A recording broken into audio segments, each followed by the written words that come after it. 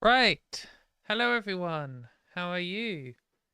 How has everyone been? I was away for a week on holiday, and unfortunately, I am back from my holiday. um, it's obviously good to be talking to all of you lot, but I would rather be on holiday. Um, how's everyone doing? I'm pretty sure the sound's good. I did double check it. I did double check everything. I always double check everything. Anyway, how is everyone doing? Um, seeing what the live chat is all saying. Are we working on Twitch? Yes, we are. Wicked.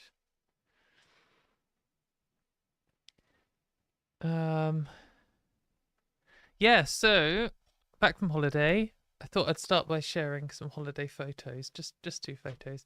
The reason I'm all covered up is because I'm very sunburnt.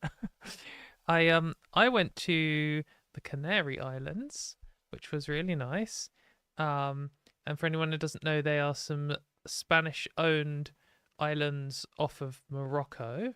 Basically, it's quite a long flight from the UK.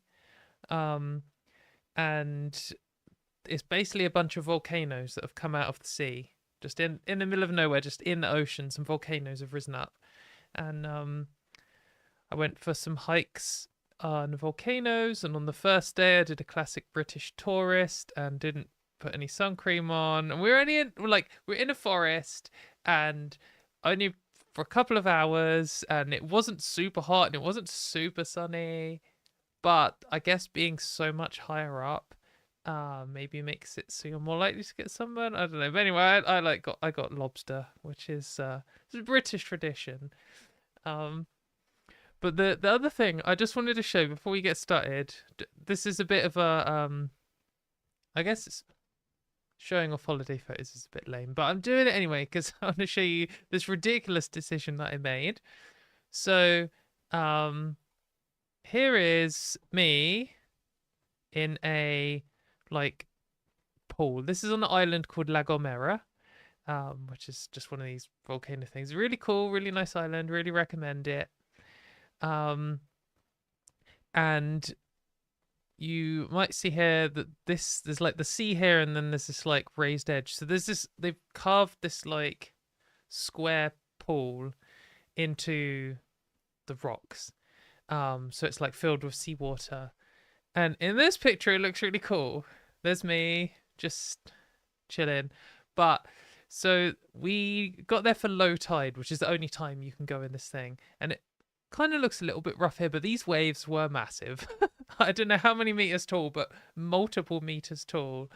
And they kind of went in like, you get a bunch of big ones and then you get a little bit of a still period. Um, and yeah, so I got like, just a little side note, I can't swim. So I got in this thing, we got the photo, and then I fucking got out straight away because this was about 15 seconds later. This is the same pool. Like it looks all still here, and it was still for like 1 minute total. Um so we actually got there a little bit after low tide, and the half an hour beforehand, it had been like this most of the time. And then the waves started coming up to the point where they were sloshing over. And I basically got out, ran up these steps, and this giant wave came across. And um, it was a bit of a bad decision. I think that I could have easily died here, but that is a pretty cool photo. I think you'll agree. But yeah, so went to some cool islands. Had a nice relax, went to the beach, went to some forests, went to the top of a volcano, got sunburnt, ate some food. Yeah, it's a good time. Um, I'm quite pleased I managed to get a video every single day, even while I was away. So if you haven't seen those and you want to, that would be great. You can go on the channel, like, subscribe, etc. That I'm sure everyone watching now probably already is subscribed and probably already saw the last stream anyway, but just in case you're new, welcome. But yeah, how's everyone in chat doing? How was your week while I was away? I assume it was a standard example of the chaos going on. I did check in a little bit. I can't not go on Blue Sky, but I avoided it as much as possible.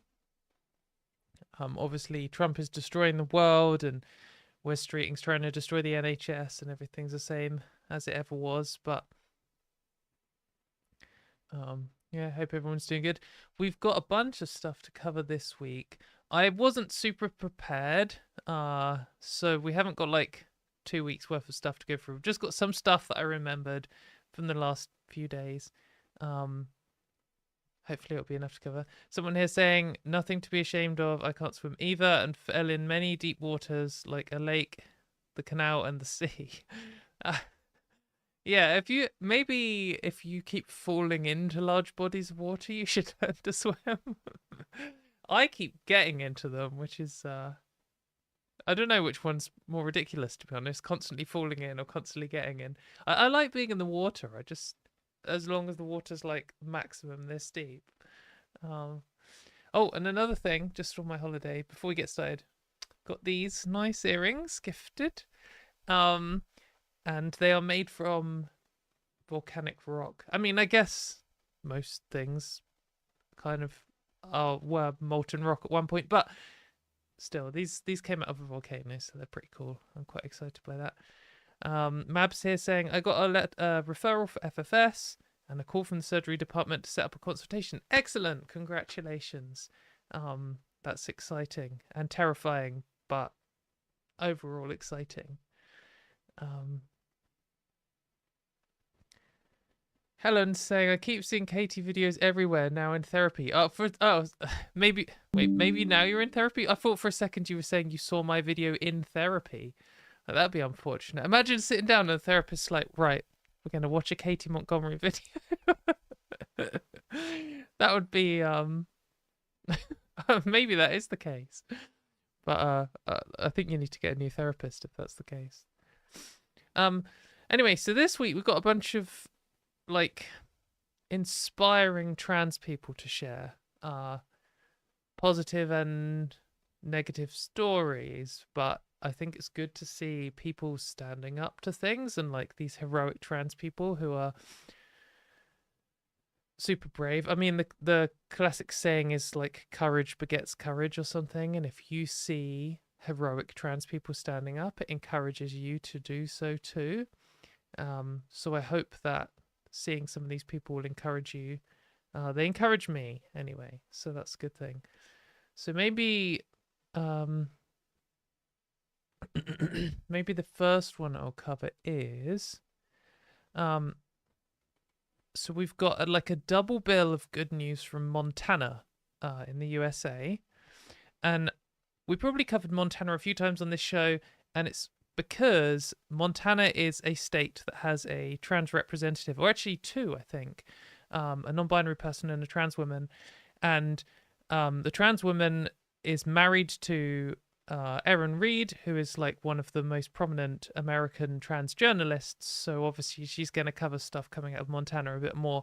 But they also seem to be at the forefront. They seem to be one of the main battlegrounds.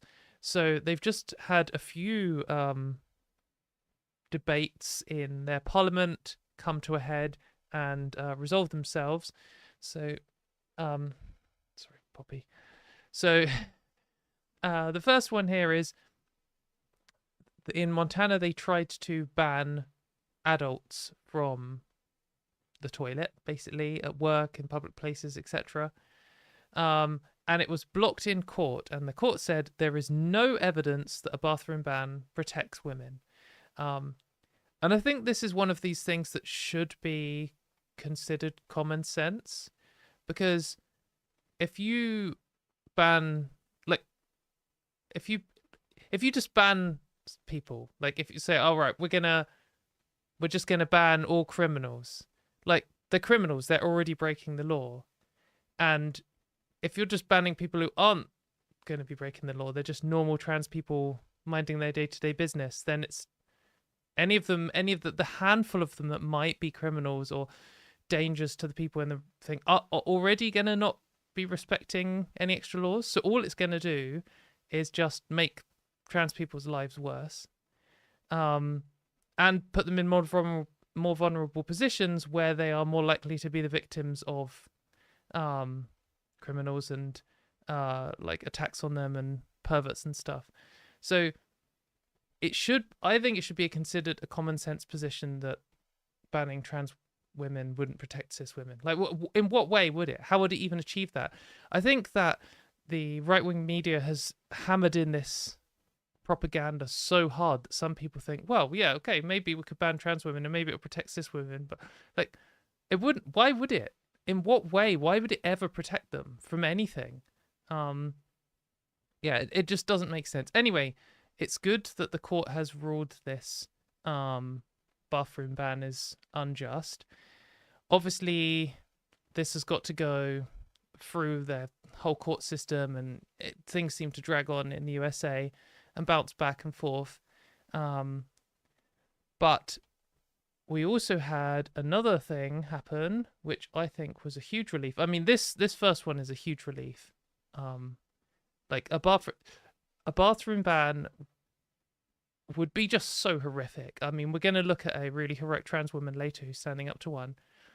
But I think if you're a trans person watching this, you'll be like, well, yeah, I understand why this would be bad. But maybe if you're a cis person watching, you don't quite realize how bad it'd be. Like, can't you just use the other bathrooms? I mean, my response to people who say to me, why can't you just use the men's bathroom, is, what would you say if your mum was banned from using the women's bathroom at the airport, at the petrol station, at work, in the shopping centre, to the point where if she went into the women's bathrooms, she could go to jail, go to a men's jail? If she, like, do you think she would be justified? Your mum, or maybe your daughter or your sister, do you think she would be justified in being afraid of that ruling? And do you think she'd respond if you said, well, can't you just use the men's? Like, why do you think she would be comfortable or safe on her own going into the men's? And for what reason? Like, if the reason that she's getting banned from women's spaces, I mean, clearly it isn't to protect anyone. Clearly it's going to have no impact on anyone else's safety at all other than her own. Then the only reason that she's getting banned is because there's some group of people out there who hate her for who she is. And when she's walking around the street and just minding her own business, they probably won't notice. But if she's the one woman who just has to, for some reason, make the choice between maybe I'll go to jail or maybe I'll get attacked in the men's bathrooms. Sometimes she's going to have to go into the men's bathrooms, and it's basically an announcement. Anyone watching, like, why is that woman going into the men's bathrooms? Maybe she's one of these people we've selected to treat as subhuman, and then maybe you're the kind of person who hates that, and maybe you're likely to get violent. I mean, yeah, these are terrifying. But also, I mean, I'm not going to say which one is more terrifying, but this bill, which was poised to pass and has failed, was absolutely terrifying, as it was trying to make it a criminal charge or trying to make it against the law for anyone to help trans kids transition in any way. So that would include parents of trans kids, parents who love their kids, parents of trans kids, doctors, nurses, maybe even like teachers, like other family members, uncles and aunts. You could end up in a situation where a happy trans kid is living in a happy, supportive family, and suddenly the entire family is now like branded criminals by the state and could risk prison time, who knows what, like horrific abuses, tearing this family apart. And this is one of these situations where it's like no one here is a victim of anything. Like, if there's a happy trans person and there's a happy supportive family and there's a happy doctor and there's a happy workplace and there's a happy school, and like everyone here is living their life happily, and then the state comes in and says, well, it doesn't matter if this was the best thing for this person. It doesn't matter if transition was good for you. It doesn't matter if you're happy. It doesn't matter if no one here feels like anything went wrong. It's all against the law, and we're going to ruin all of your lives, tearing your family apart, putting people in jail, ruining people's careers. Like, for what? It's so openly malicious, so like transparently hateful, so extreme. Like, this is proper like Nazi level stuff where you start rounding up anyone who's basically related to a trans person and putting them in jail. This isn't a case where you're like, oh, we have found an example of a detransitioner who regrets their transition and they felt like they were not given informed consent by their doctors and their parents were abusive.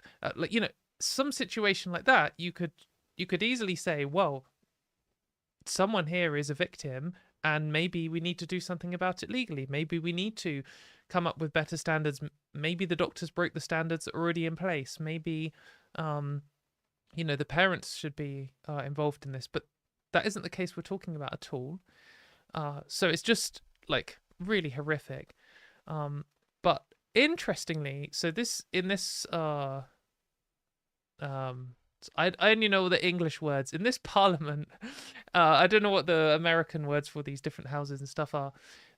Basically, in this parliament, a non-binary person gave a speech, and it helped 17 of the Republicans. So this is a Republican state, owned, like, controlled by the Republicans. 17 of the Republicans voted against passing this bill so that it failed, which is amazing. It wasn't that close. Horrific amount of people voted yes on this. 40 people wanted to ruin the lives of trans people, and looks like 2 didn't vote. But it wasn't just by one vote or anything. So this is really good. It's really positive, and like, so, as Erin has written here, the vote in Montana echoed earlier battles over trans rights in the state. Just weeks ago, mass Republican defections followed powerful speeches from Zoe Zephyr and Representative Howell on a bill that would have defined transition as child abuse. A forced outing bill also recently failed in the state's education committee. Montana is quickly becoming a model for how representation and principled resistance can defeat anti-trans legislation, even in a state dominated by the Republican Party. And, like, also importantly, in a time when the Republican Party is like led by it's become a cult, and people are afraid to stand up for their own convictions, even within like conservative ideology, because if they do, Elon Musk and Donald Trump will destroy them. So I think it's good. Like, it's very encouraging to see this. I mean, it's a horrible position that we're in, where we're like, wow, they were about to pass a bill that would just put everyone in a concentration camp, and we managed to get it to not pass by 9 people voting. Like, horrific, terrible situation we're in. So it shows how desperate it is. But the fact that this is, you know, happening, like, it is, I think we should try and learn from it and seeing it as inspiring. I was going to show the speech, this whole speech by Representative Howell. Sorry, I don't know their first name. We won't do the whole speech. There was a bit at the start, though. So this bill basically defined everything as trans healthcare, even if it wasn't for trans people, and would have also made things difficult for intersex people. So I just wanted to show this little clip at the start about an intersex person, just so we can briefly discuss how it harms lots of people and just situations you just don't think of. Which was Child Protective Services. One who procures or provides the members. Who knows? It's very broadly written. The reasons for and the like, I heard from one of our constituents in the state. So here, Story with you that I heard from one of our constituents in the state. This is a fellow who has a 9-year-old daughter who was born with a genetic abnormality. She has an XY chromosome that led to the underdevelopment of her ovaries, and that led to those ovaries becoming cancerous in a 9-year-old child. So she had to have surgery to remove her ovaries. That right away is prohibited in this bill. She had to have that surgery in Texas, in fact, because we don't have that kind of specialist care in Montana anymore.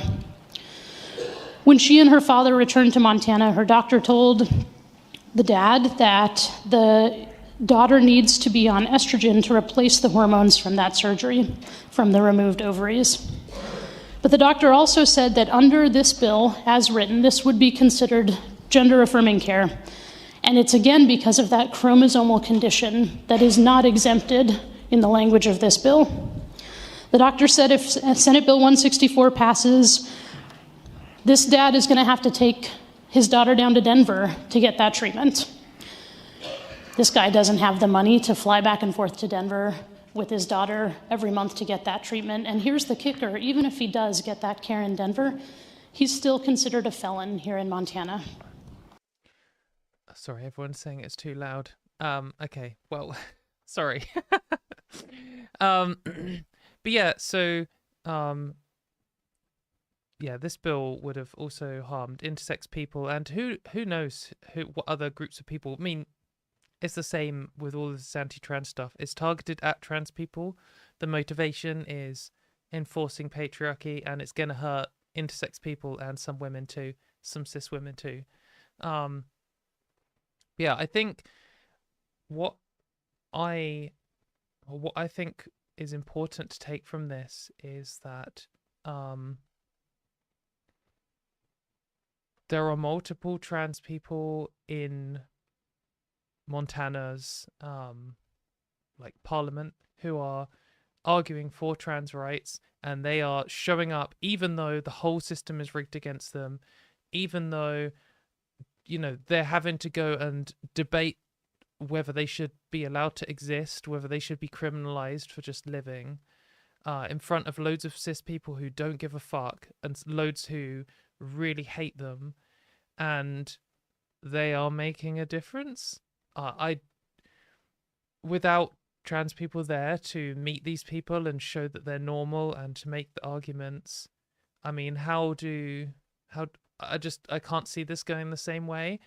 I mean, if we want to look at this like scientifically, then we only have this one data point of this one state doing this one thing with 2 trans people that are like, sure. But at least how I personally see this is I think that the trans people being there and making the arguments and standing up for themselves is at least part of what's making the difference. But yeah, I hope you agree. Big groups of cis people are scary, honestly. I mean, depends on the situation.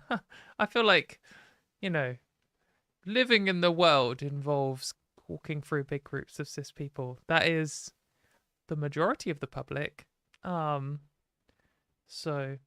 I don't know. I don't find cis people scary in general, but if I was someone like Zoe Zephyr who was going into a right-wing controlled like parliament building where they were considering making it illegal for me to use the toilet, like that would be very scary, very intimidating, and I think it's like heroic to stand up to that, and clearly is making a difference. So I wanted to look at another example of a trans person standing up. So this lady is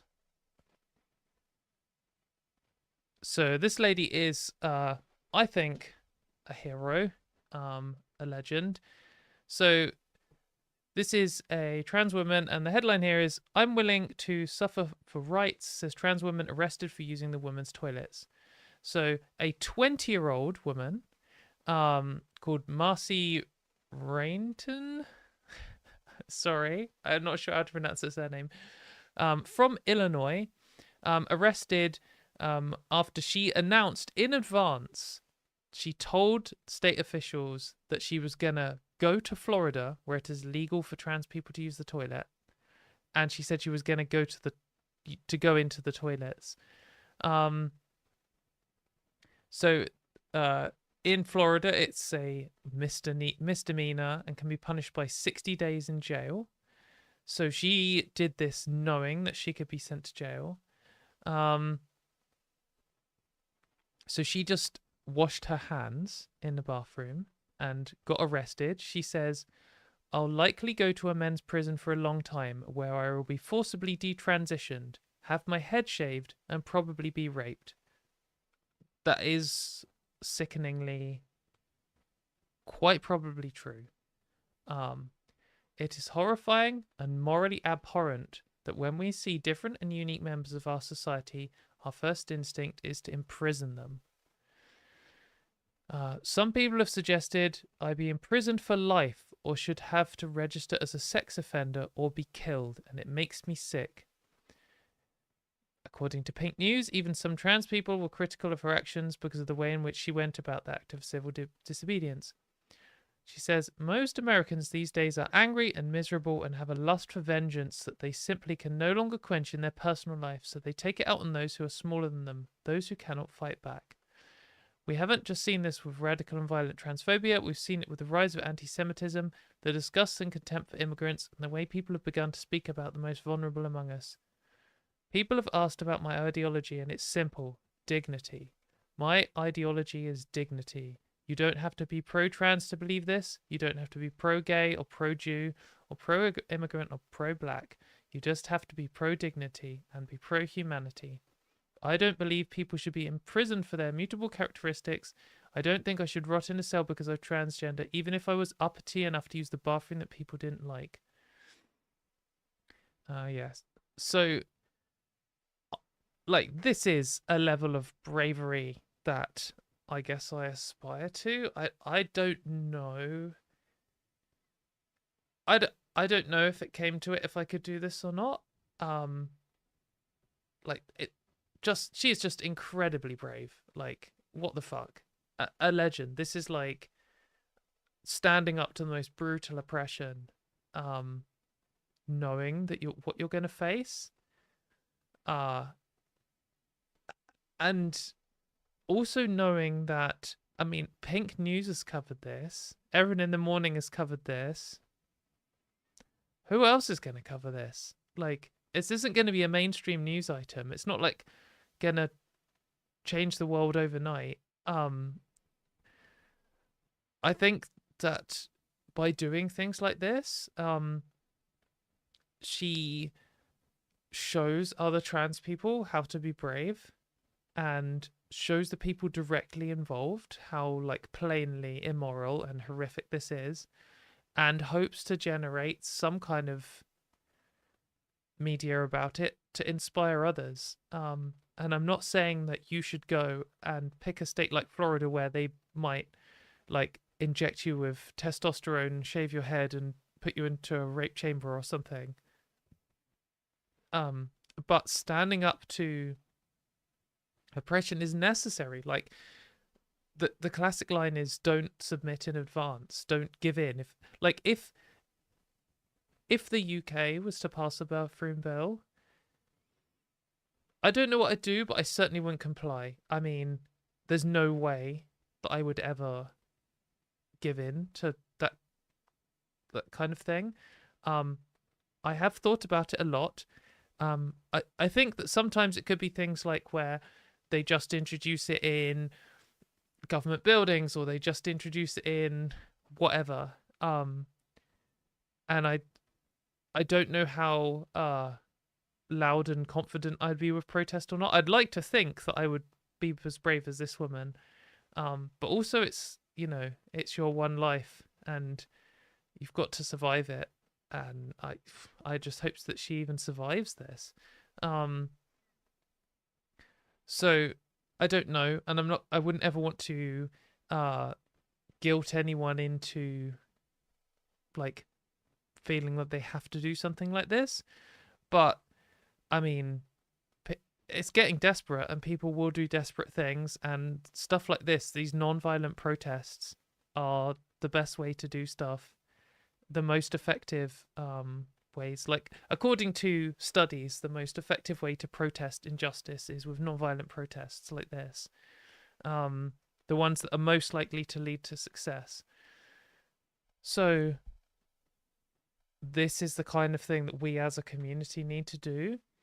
But yeah, that just terrifying. Terrifying that you know that this poor woman might go through something horrific for just being born different. I just think also it's important around the world to show how extreme the anti-trans movement is. Like, this is exactly what the UK's gender critical movement wants. Anyone, they'll lie about it. If you're a cis person who knows a gender critical person and you're like, oh, my gender critical friend isn't that bad, and you ask them, like, do you think this woman should be arrested, injected with testosterone, put in a men's prison where her chance of being raped is like over 2/3, and have her head shaved? They'll be like, oh no, I just have basic. But this is what they're campaigning for. This is what they want. And on their anonymous, like, sex matters hashtag sex not gender Twitter account, that's what they're saying. That's what they're calling for. And they're calling for things like she's saying that she's seen people saying that she should get life in prison or should be killed. And, like, that doesn't shock me at all. I see that stuff all the time. I've seen people saying that about me when I say that I've used the women's toilets every single day of my life for the last 10 plus years. Because, that's what this movement is moving towards. And the gender critical movement is just more advanced in Florida because they've got a more fascist government than we have in the UK or in other countries and other places, even in the US. But if they got their way, this is what we'd all be facing, and we'd all be having to make this decision of, well, do we try and flee to a safer place? Do we try and go stealth and go underground, become invisible, and just pray no one ever, like, outs us? Or do we do civil disobedience? Or do we, stop existing? Yeah, it's scary times, and I don't want it to be seen as demoralizing, because I think this should be seen as inspiring. And, like, I think everyone should know this lady's name for, like, being so brave to do something like this. She didn't just go to Florida and, use the toilet and walk out. She told them in advance, like, politely notified them, hello, I think your law is immoral and I'm going to be breaking on this date. Yeah. I can see people in the comments saying, like, someone here saying, I want to stay home for the rest of my natural life. I know this stuff is terrifying, but that's what they want. Like, I think there's this line that's like, even if you can't live for yourself, live out of spite. Even if you're feeling like terrified and depressed and overwhelmed with how horrific and unjust it all is, you've got to remember that you existing is so offensive to these disgusting, hateful people, and all they ever think about, all they ever talk about is people like you, people like me. And knowing that, like, I'm just living a relatively happy life and I'm just going to the toilet and I'm just washing my hands like any other woman in the country, they hate that. They're like absolutely raging at that. There's nothing that makes them more angry. And if I feel so scared that I'm like, oh, do I even want to live anymore or whatever? Well, what I do want to do is I want to piss off these horrific, disgusting losers. And if I can do that just by being happy and going to the toilet, then, like, perfect. Don't let them make you so afraid that you don't live. That's what they're bullies. They're trying to scare you into hiding away. They're trying to get you to give up. They're trying to overwhelm you and deter you from having the strength to carry on.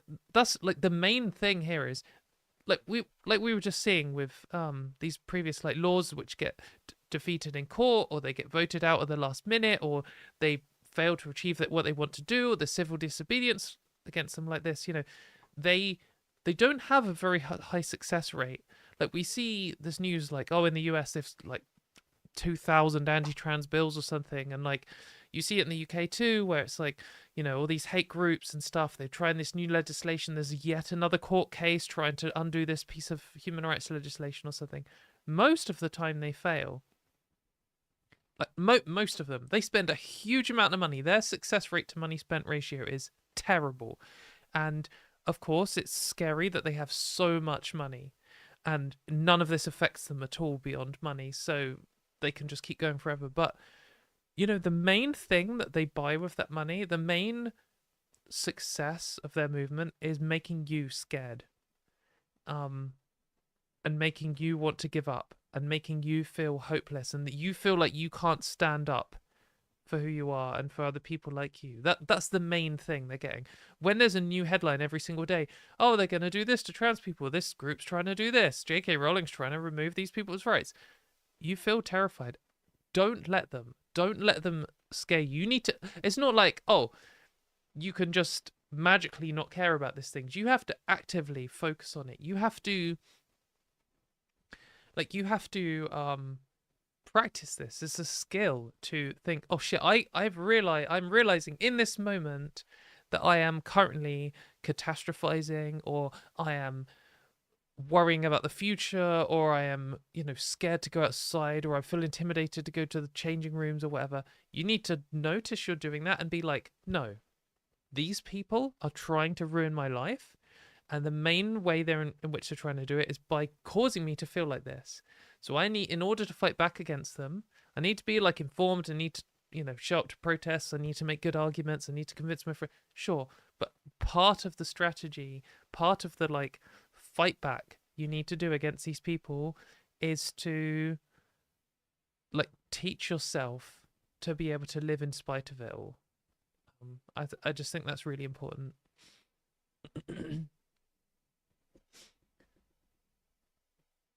Yeah, I think that lady's a legend.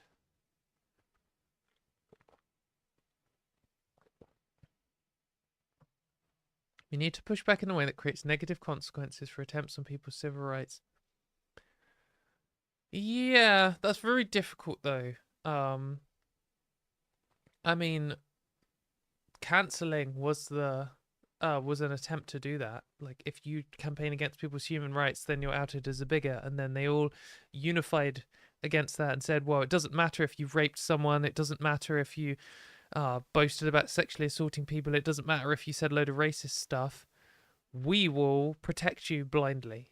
And that's like what the conservative movement largely has been for the last 10 years. It's like, when they're talking about cancelling, they basically created this they knew what was happening. They knew that there's power in making everyone aware that a certain person is a rapist, that there's some power in that, and so they did everything they could to remove that power. And part of that is this constant propaganda about cancel culture, oh, it's freedom of speech, or all this kind of rubbish. And part of it was trying to destroy the people who were making the accusations, or the people who are informing others. And yeah, so that, but it still does have some power, for sure, informing other people. But I mean, when we don't have political power, there's not much else you can do, other than stuff that is illegal that I wouldn't recommend.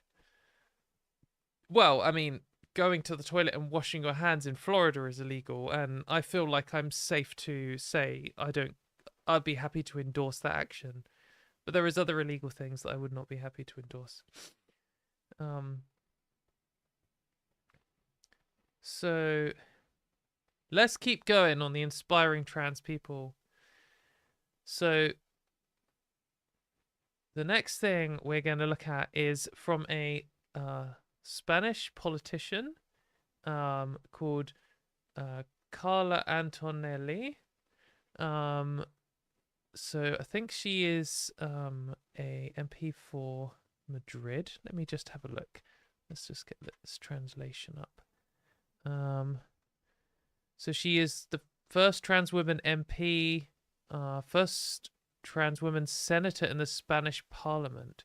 So that's pretty cool. I mean, we don't have one in the UK, but she did a passionate speech about trans people's rights. I'm going to show it to you.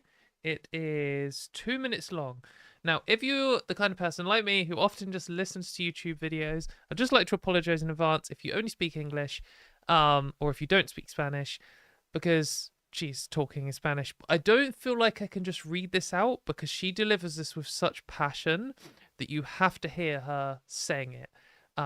Read the subtitles if you can, and if not, perhaps we'll read it out afterwards.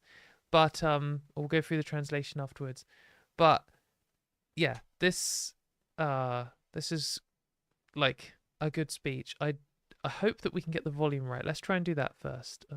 Que somos, que no somos, María Belén, que si tenemos orgasmos o no, these look about the same que volume, si somos felices o no, que si nos... About the same level of volume. Let's see what people are saying before I go ahead. It's a bit high still. Okay. It's really hard to know. Let's try this. What do we think about this? About the same. Oh, someone's saying they can't understand spoken Spanish because it's too fast. Yeah. Well, she's doing a speech. So hopefully it's a bit slower. A bit more clear. It's my volume that's low. Okay. Well, I'm keeping it like this for now. I'll have to turn it up. Someone, let's discuss that afterwards. Okay, interesting. I mean, I can turn mine up. I've got the other one down, but as like -11. Anyway, I think this sounds like it's about the right thing. We'll stop dilly-dallying. Let's, can we full screen this? Yeah. So let's watch this. Personas trans, que somos la comidilla de todo el mundo, que todo el mundo tiene que saber que somos trans, que somos, que no somos, María Belén, que si tenemos orgasmos o no, que si somos felices o no, que si nos operamos o no, que si nos mutilamos o no.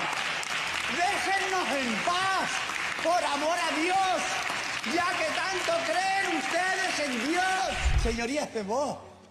Ustedes han venido hoy a derogarnos, a derogar a mi compañera Jimena, a derogarme a mí. De verdad, no se les cae la cara de vergüenza que ustedes pretendan sacar, eliminar, cercenar de esta sociedad a un grupo de personas perseguidas históricamente, que estamos levantando cabeza, que estamos intentando ocupar un lugar en esta sociedad. Nos están haciendo la vida absolutamente imposible. Y señor Fuster, yo también fui una niña, ¿vale? Tengo 65 años, que parece que llegamos aquí por arte de Birli Birlote. Y a mí realmente me hicieron lo que usted quiere que ahora le hagan los padres de niñas y niños trans. Tratar de impedirme vivir mi vida como realmente quisiera. Llevarme a psiquiatras, abandonarme, dejarme de lado la familia. Morirse mi padre.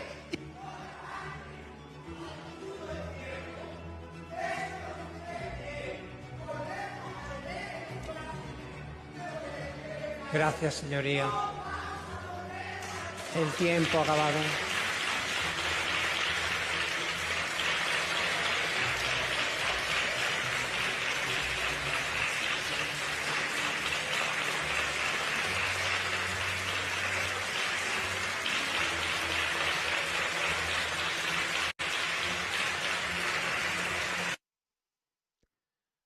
Sorry, that wasn't me who cut off the sound at the end. I think they turned off my microphone because their time was up. Like an amazing, passionate speech. Like you could really feel it from, like you could really feel what she was saying, what she's feeling, and I really feel it too. Like she's saying, like trans people aren't going to be pushed back to the margins. Like yeah, I just feel it's inspiring. Should we go through and read out? I think we can do. So she says, trans people, we are everyone's topic of conversation. Everyone has to have an opinion about us. If we are trans, what we are not. Do we have orgasms or not? The amount of fucking times I've encountered some stupid loser who insists that I can't have orgasms. It's like, what are you talking about? Where has this come from? I mean, I do know where it's come from. It's come from one stupid clip from one stupid surgeon who said something dumb, and now it's been like in the anti-trans world written as fact. Trans people cannot have orgasms. We absolutely can. Yeah, she says, are we happy or not? Do we get surgery or not? Do we mutilate ourselves or not? No, we don't. It's not mutilation to look after your own body. But leave us alone, for God's sake. Since you claim to believe in God so much, yeah. Then she says, members of Vox, so that's one of the political parties in Spain. Today you came here to derogate us, or to talk badly about us, I guess. To my colleague, to me, and he's shaking his head there, like, fuck off, dickhead. Honestly, don't you feel ashamed? Do you not feel any shame at all for trying to remove, to erase, to cut us out from this society? They don't feel any shame. I mean, she's right, and her emotion to feel this is right, and she's correct. Everything that's coming out here is true and honest and a realistic description of the situation. And I think it's good for her to say this in front of a group of people where lots of them aren't transphobic dickheads, but they're transphobic dickheads. They don't feel shame. They don't even think this lady's a person. They think we're subhuman. They, at best, the best transphobic person, the best gender critical, doesn't care about us suffering. Doesn't care if, doesn't care whether we live or die. But lots of them enjoy it. Lots of them genuinely gain something. They get off on trans people suffering. That's like the hobby, trying to cause trans people suffering, trying to cause us distress, trying to, sometimes, like, this whole Twitter accounts on, and like Reddit and, well, maybe not Reddit, Twitter and 4chan and Kiwi Farms and all these places where they just like collect together trans people posting on forums saying they're having a bad time or their families kick them out in the street or something, and they just laugh about it. They just like write these disgusting comments about our bodies underneath and stuff. Like, lots of them genuinely enjoy trans people. And I think if you're listening to this and you think, oh no, that's ridiculous, that's hyperbolic, they don't enjoy it, they just, no, you are wrong. I am telling you, it is a fact that a lot, I don't know if I would say most or not, but that's up for debate. It could be most. A lot of dedicated transphobes, a lot of people who have made transphobia their entire personality, genuinely enjoy trans people suffering. And if you can't get your head around that, or you think that must be wrong, or you've got too much faith in humanity to believe that, you are just wrong. And you should go on some of these disgusting sites and see how they talk about us, and don't let yourself just be like, oh, well, this is just a handful of people. It's not. It's fucking a huge number of them. And it's the people involved in all of these large anti-trans campaigns, the people at the top, the grunts at the bottom, everyone in between, genuinely enjoy trans people suffering. And I'm not saying that I know that this random dickhead from Vox here does or not. I don't know anything about this guy, but I would be shocked if at least some of them didn't.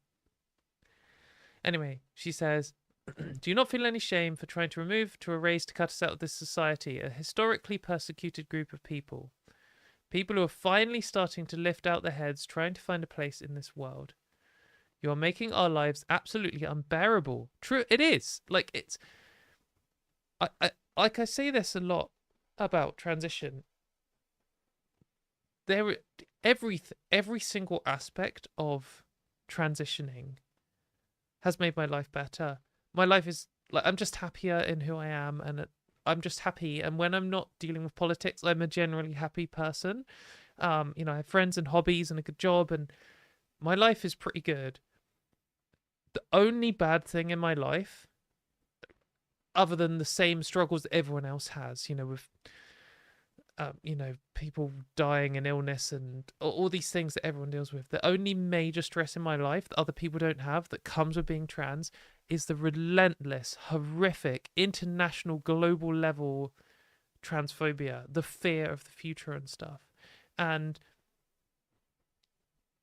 it I wouldn't want to say my life is unbearable, but like they're trying to make it unbearable, and at times it is unbearable, and it you know it breaks me sometimes. And if it's entirely external, like it's entirely made up, it's entirely unnecessary, it doesn't gain anyone anything, it's just this like evil that exists in society for absolutely no reason. And if it just went away, like if all the transphobes just stopped tomorrow, the world would just be a better place. For most people, it wouldn't change at all. For the transphobes, they'd probably be bored and they would need to get a new hobby. It wouldn't affect them at all. But my God, the relief and just like freedom I would feel if there wasn't these like stuff just hanging over me all the time. Yeah, so I totally get what she's saying here. She says, I was a child too, okay? I'm 65 years old now. 65. She's looking pretty good for 65. I'm 65 years old now, and yet you act as if we just appeared out of nowhere. The truth is I went for exactly what you want parents of trans kids to do today.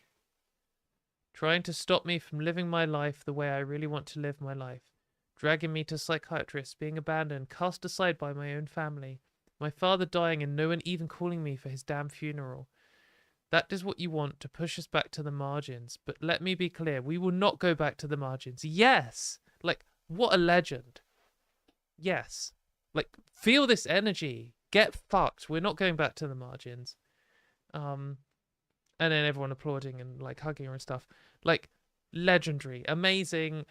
Great to, again, like, this is another example of a trans politician standing up, being seen, and making a difference. And like, this is the kind of thing that I think we need to just, this is important. Like, this kind of stuff is important. Oh, sorry. But yeah, she is on Blue Sky. If you are Spanish speaking or you just want to follow her anyway, she's Carla Antonelli, bluesky.social. But yeah, like, I think, one, we need to watch these trans people doing this stuff, like the lady we talked about earlier who was protesting the bathroom bill in Florida, like the trans people we talked about in Montana who are, you know, trying to make a difference and are making a difference in the legislature in Montana. And then, like this lady here, the first thing you need to do is watch it and feel inspired and feel their emotion and their passion coming from them. And then, you know, realize that what the transphobes are trying to do is crush you, and then don't get crushed by it, and then stand up and do something yourself. Yeah, so amazing. So the next thing, let's just keep on a positive. We're having a bunch of positive stuff in a row. Let's just keep slamming it out. So I wanted to talk about last week tonight with John Oliver. Just did an episode on trans athletes, and it's quite long. It is on YouTube if you're in America and maybe some other places. You can't watch it if you're in Canada or the UK on YouTube unless you have a VPN. I watched it through VPN. I'm not sponsored. I'm probably the only YouTuber on earth who's not sponsored by a VPN company. So just go on any single YouTuber's video and get a free trial or something, and use a VPN to watch it. I really strongly recommend watching this. maybe you already know John Oliver and you watch all of his episodes. Maybe you have no idea who he is. He's basically a British guy who lives in America. Well, I think he is American, but like he was born in the UK and he has a British accent.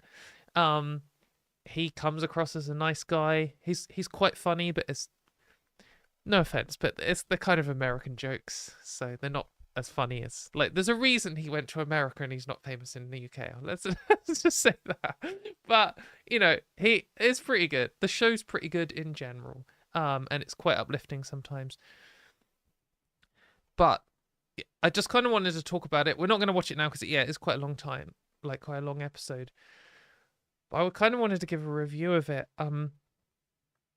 It was surreal to watch. It's so weird watching this like high budget media production, like big money research teams, like scripted studio audience, something like that, just be like fair and balanced. It's so weird to see that like they were like, we looked at all the research and like there was this many papers and this is what they said. Like they looked at the research and then like they interviewed some trans people, they interviewed some trans kids, they interviewed like the parents of some trans people. They had like a trans expert on. It is just like it's horrific that the state that we exist in is that this is crazy. Like this was a normal piece of journalism. This shouldn't be groundbreaking at all. And if you take it out of the context of like everything going on, this would be so normal it'd almost be like unnewsworthy. It's just a journalist at a big media team with like a team of researchers just talking a bit about a topic and covering, like doing a bit of both sides, to be honest.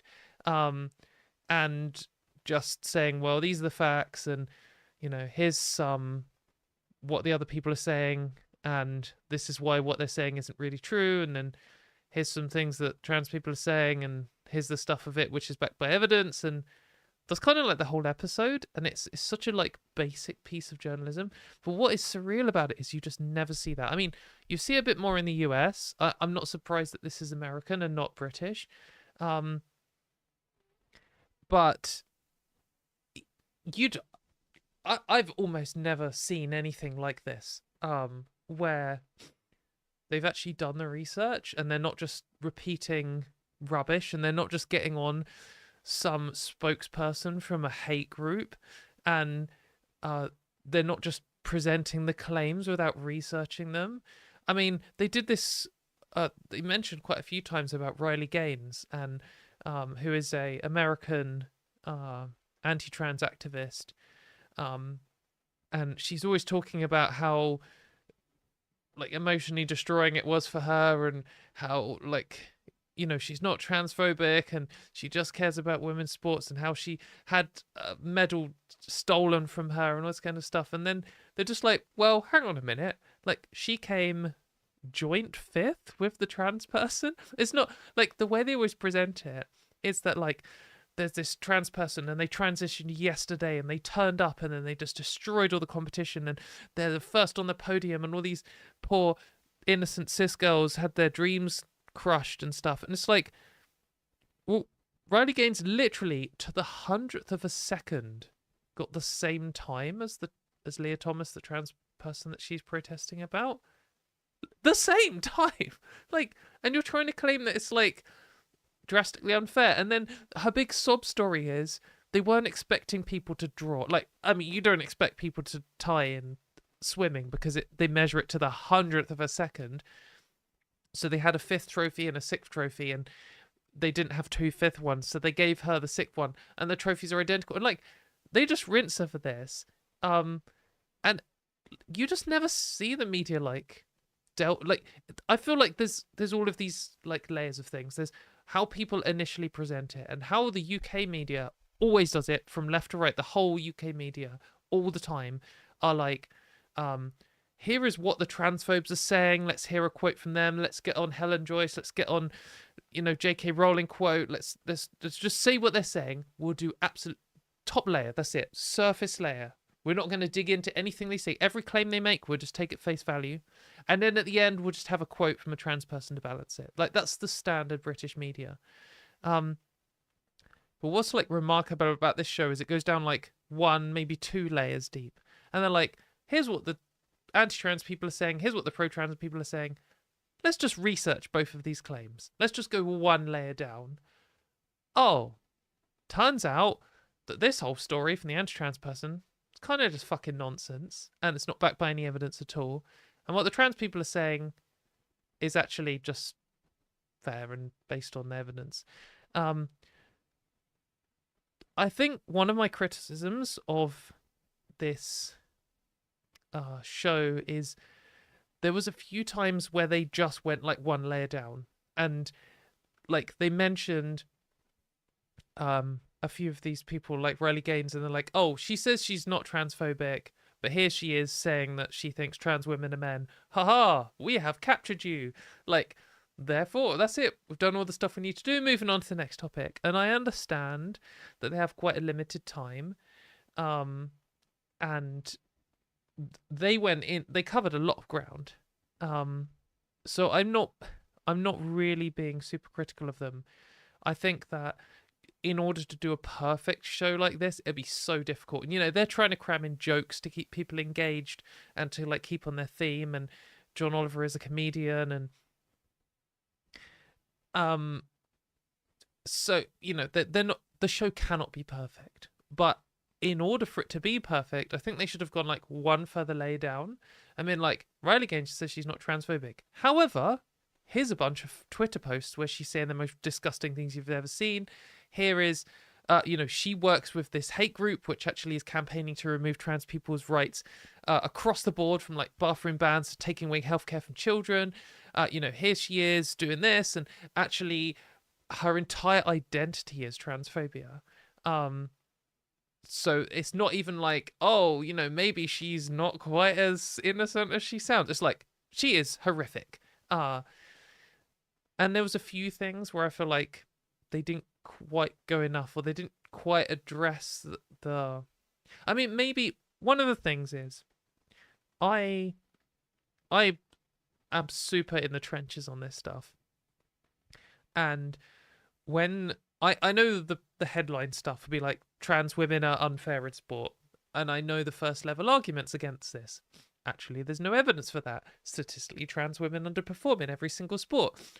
The majority of the people you're talking about aren't elite sports people, and they're just like kids trying to play with their friends. And then I know the first line of return argument to that, the first level of apologetics, where they're like blah blah blah blah blah. And then I know that, and I know like 50 layers of argument to the point where I know the full gender critical response. And so I know every time that the Last Week Tonight made an argument or pointed something out, I knew what the gender criticals were going to say. And sometimes what they say is just garbage and they don't really have a response at all. Sometimes they have a response which is like, you need to go down another couple of levels. And I know that, and you can easily like head it off at the pass. You can say, here's the response to this, and I know what they're going to say. They're going to say this, and that's also rubbish because of this. And sometimes you can, like, in the same sentence, cut off their next 3 arguments. Like, an example is, Last Week Tonight, a couple of times mention how, like, they did quite a good job on saying how the difference between cis men and cis women is actually different in different sports, and to come up with these like blanket bans or blanket statements is nonsense. And also, medical transition changes your performance. However, there are some things which will never change, like your height. You're not going to get like shorter or something. And I think that it's like they did quite a good job of highlighting all of that. And they also pointed out that whilst you might keep your height, the fact that your muscle strength is now weaker for your height actually puts you at a disadvantage in some situations. So it's like super complicated. But they still kind of had this like implicit I know the gender critical response would have been like, just because hormones affect this doesn't mean that they completely remove any benefits from puberty or something like that, they didn't even really highlight the fact that a bunch of trans women never went through male puberty in the first place. That's an easy like point to just raise. You can raise it in the initial sentence, and like it cuts off at the pass the idea of a blanket ban straight away. If your argument is transition doesn't undo male puberty, therefore we should have a blanket ban, that's instantly trivially nonsense, because not every trans woman goes through puberty. Doesn't always go through male puberty. We can discuss how much transition affects different sports at different levels, etc. But a blanket ban is instantly trash. And there's just some things where they couldn't, I felt like they did an 8 out of 10 job rather than 10 out of 10 job in some areas. But like I was saying, I'm so like in the trenches on this that I maybe I'm asking too much. I saw some like people replying saying, I didn't know where I stood on this issue and this has changed my mind. And like, yeah, they aren't gonna see like what these like hyper online gender critical freaks are saying. Like they don't know level 3 gender critical apologetics about trans people in sports, and they're never going to encounter that because they're completely nonsense like conspiracy arguments. And they're going to watch this John Oliver thing and be like, oh, I've thought about this a bit, and yeah, this makes sense. Cool. Next. So yeah, that was I don't know. I think that it was over like my first reaction was like almost like shock at seeing a major news network cover something about trans people even just like neutrally. I mean, I would say this was kind of pro-trans. It was like addressing the arguments. I mean, the problem is that the pro-trans position is just a pro-evidence position. So, like, necessarily, if you're balanced, you're going to end up being pro-trans. But like, it wasn't like my show where I'm just like, unapologetically pro-trans, directly addressing anti-trans ideology and cis supremacy and stuff. It was just kind of like what you would expect from a research team which had a trans person on it and a bunch of cis people. It was just like pretty neutral, pretty good. Yeah. So, and then the other thing was, so like we're talking about the layers. The first layer is like, what did these two groups of people say? And the next level is like fact checking their first statements. But the next layer is like analyzing the motivations behind these things. And they did do that to some degree. And they pointed out how, none of the people arguing for transport bans care about women's sports, and how it's used as a like wedge issue for fascists and the Republican Party and Donald Trump and stuff to get into power in order to, one, eradicate trans people, and two, in order to attack human rights in general.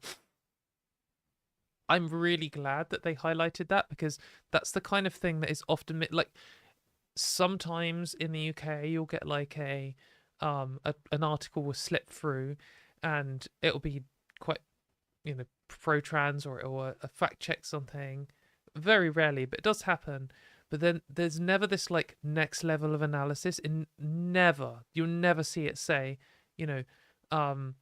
this thing happened, and this is actually a part of a wider strategy globally by the right wing in order to radicalize people towards the right, which is what we're seeing in the UK and abroad. Like, you just don't get that, and that's what they did.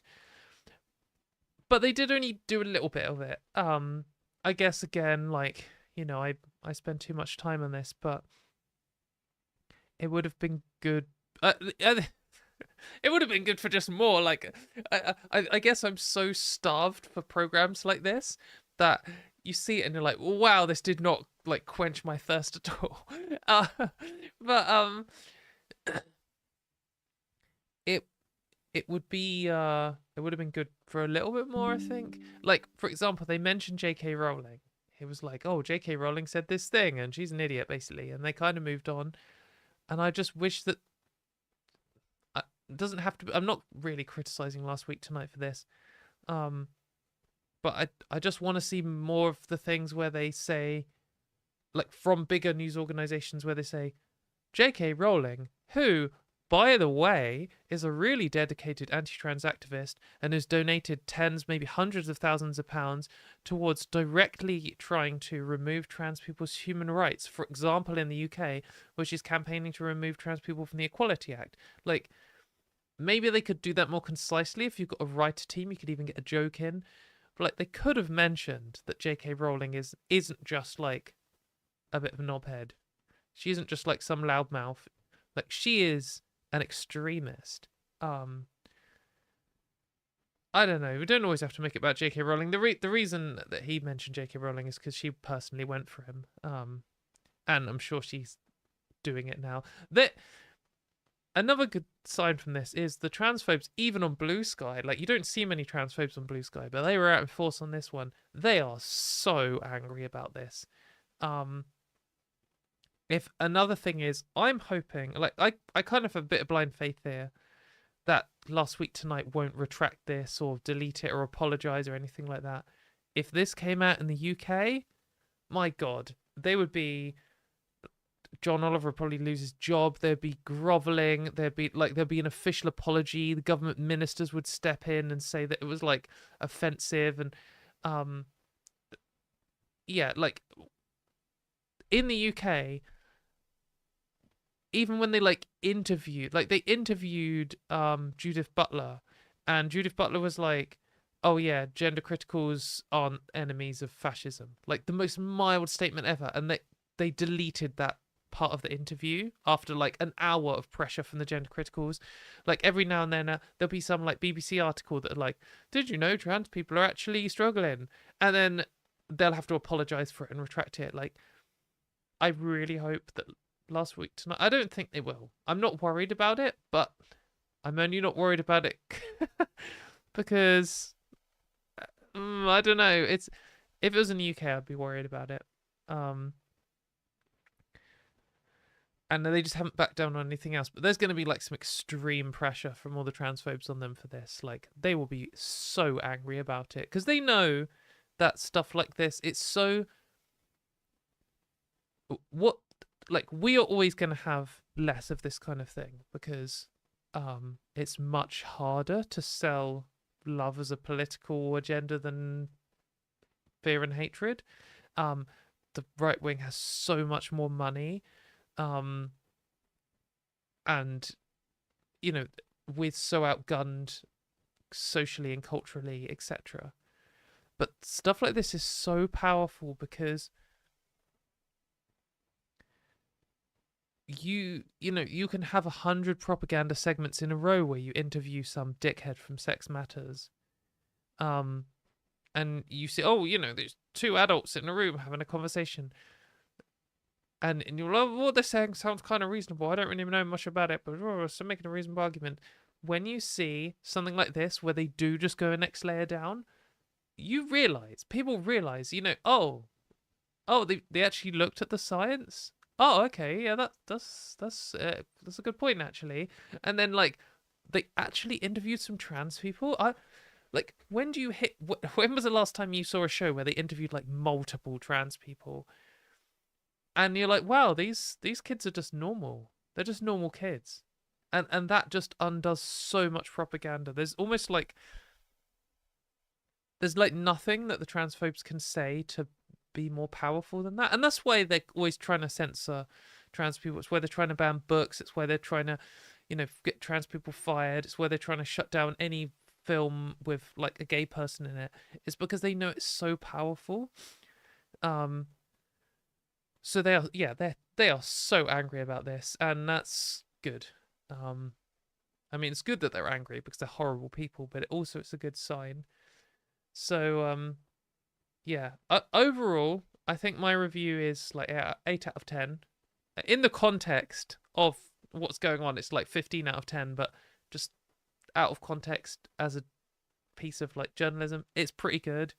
But I think you should watch it anyway because it is so weird to see, and it's inspiring and empowering and like makes you have some hope for the world. I'm so used to having absolutely no hope from the media that it's good to see that there are some people out there who are like doing the right thing.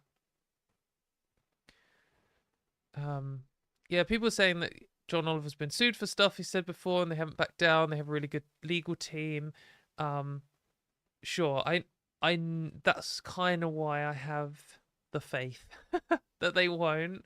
I just know that, yeah, I'm sure every British person watching this who spent any time on trans activism in the UK, if this was an English company, they would retract, they would apologize, they would fire people, there would be government people intervening. It wouldn't last 5 seconds. It's like 10 levels beyond anything we could ever hope to achieve here in the current situation with the media organizations we have. That's not to say it's hopeless and not worth trying. I'm saying that we couldn't expect this kind of thing. But yeah, so you should go and watch it. So we have a few more things to cover. How's chat doing? Did any of you see this show yet? What do you think?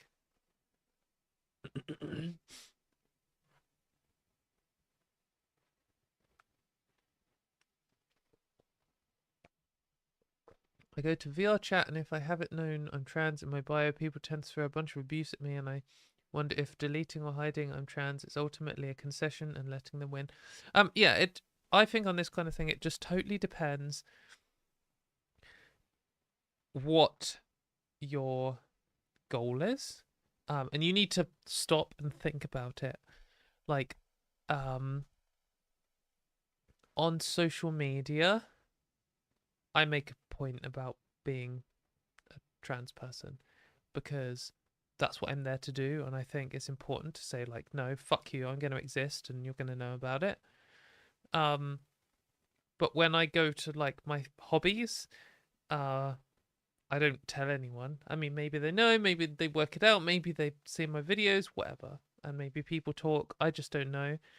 I don't care. But I don't think that's a concession to not be constantly loud and proud about it all the time, because it's my hobby and I need to escape and I need to have some sanity in my life. You can't always be fighting all the time. Like, you've got to pick your battles. So if your VR chat thing is like your one escape from real life and your one hobby, and it's the one thing you need to just ground yourself, don't feel like you're letting anyone win. Don't give up. Don't feel like you're giving up. But if you're like, well, yeah, I do this thing and I engage about other politics, and I mean, I don't really know what people do in VR chat, sorry.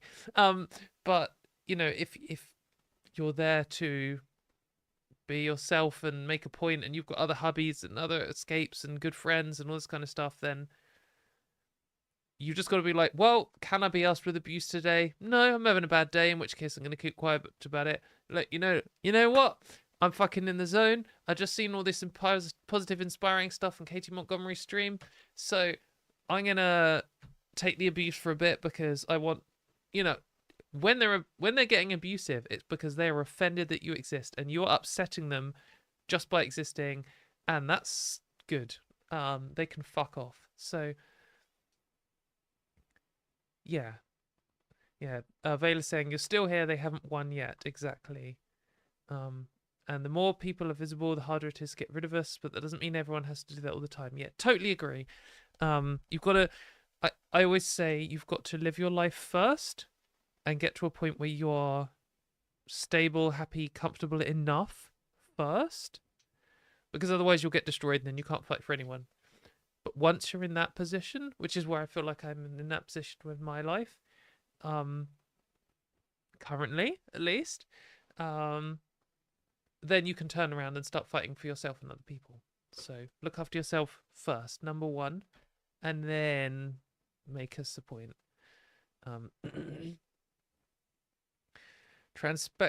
transsexual computer fairy says, "Don't hide. They want us hidden." Yeah, they're trying to, they're trying to eradicate trans people from public life, and in order to fight back against that, we have to not be hidden from public life. But that doesn't mean you need to like carry a trans flag around when you go to Tesco or Walmart or whatever. You sometimes you're just like, I'm just gonna put on a tracksuit bottoms and a hoodie and go and buy some toothpaste and cat food from the shops. I don't need everyone to know that I'm a trans person when I do that. So yeah. Right, what other stuff do we have to cover? I've got so much stuff. God, I feel like it's all been inspiring, but now there's some bleak stuff. So let's cover some news which hasn't been covered enough. So we're going to talk about this article by Trans Safety Network about what they're saying is Wes Streeting's complicity in conversion abuse. So we're going to be discussing conversion therapy and pro-conversion therapy group, and if that's stressful for you, duck out for a bit. Yeah, so Trans Safety Network is a UK organization. It's like a investigative journalist group or something. You should check out Trans Safety Network. They're really good. You can donate to them. I donate to them every single month. You should do that if you're in the UK and you can spare the money. Like, they do really important work. I am friends with some of the people who work there. It's not like a full-time thing for any of them, I don't think. They don't have big money at all. They have nothing. But they're doing good work, I think, in my opinion. But anyway, they're saying that they've had multiple attempts to try and talk to Wes Streeting and the Department for Health and Social Care regarding serious safeguarding concerns about a group influencing trans healthcare policy. So this is about Bayswater Support Group. So loads of stuff has got leaked about Bayswater Support Group. Trans Safety Network, at least, described them as a pro-conversion therapy organization. I think, in my opinion, I would also consider them to be something along those lines because of what I've seen, in my opinion. But obviously, it's very dangerous to give your opinions in the UK about anti-trans people because they have a lot of money and they're very litigious and they do not like criticism. But anyway, what they're doing, I think, in my opinion, is very bad. But like Trans Safety Network have just uncovered some new horrific stuff, saying here, including one parent speculating about carrying out a sabotage of a teenager's eye makeup with extra hot chili sauce in order to harm them. So they're saying that, here they're discussing someone saying any ideas on how to sabotage makeup would be greatly received. Maybe injecting some inedible blue dye into the foundation or some extra hot chili sauce in the lipstick or mascara. So they're all discussing ways in which they're harming their trans children and basically trying to abuse them and pressure them into detransitioning. The reason why most people would describe the reason why I think most people would describe this as a pro-conversion therapy group is because, the explicit objective of all of these people is to force their children to detransition. That's why they're here. That's all they talk about. That's what the group is there for. It's a support group for people who have trans children who don't want trans children. That's what it exists for. So here they're discussing about these things they're saying my son, so obviously my daughter's bras have had a small accident along with her tights and somehow ended up at the bin. Mine, a few items had awful accidents in a washing machine. A good soak in bleach works wonders. They're just destroying their children's possessions, clothes, because I think this sounds like abuse. To do this, the reason they're doing this is because they don't want their child to be trans. they are taking their stuff and destroying it, or like even here suggesting they might like harm their child. And like as Trans Safety Network says here, the use of pain and discomfort to punish LGBT expression, sometimes called aversion therapy, has a long and well documented history as part of conversion practices. With a recent BBC reporting documenting similar practices involving inducing vomiting carried out by religious organizations. So yeah, like conversion therapy takes lots of forms. They often try lots of different things. Like sometimes they just try brainwashing, where they just tell you you're not an LGBT person. Sometimes they try physically attacking you or raping you or all kinds of horrific things. But shame and like discomfort or abuse or even like mild pain are all things they do too, and that's very common. And that's the kind of thing like being encouraged here in these chats. Says in another Discord conversation about destroying their children's possessions at a later date, another Bayswater parent appeared to discuss encouraging or permitting their cis child to be brutal with their trans child in order to discourage feminine gender expression. The user of the Discord praised this cis child's straight talking, with the third parents expressing distaste for the fawning girlfriends of trans feminine children. So, yeah, this person saying basically their cis daughter is horrible to their trans daughter, and there's someone else lamenting that their trans daughter has loads of cis female friends. Like,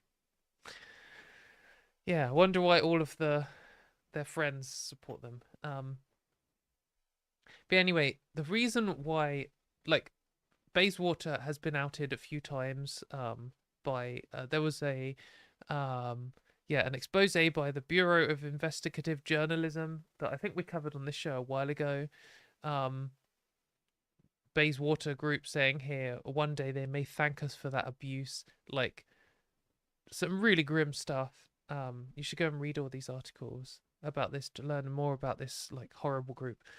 And yeah, and as Trans Safety Network have previously covered, Bayswater support group promote the DIY conversion therapy book called Desist, Detrans, and Detox on their website. So, like, they're very overtly aiming to forcibly detransition their children, which is, like, disgusting.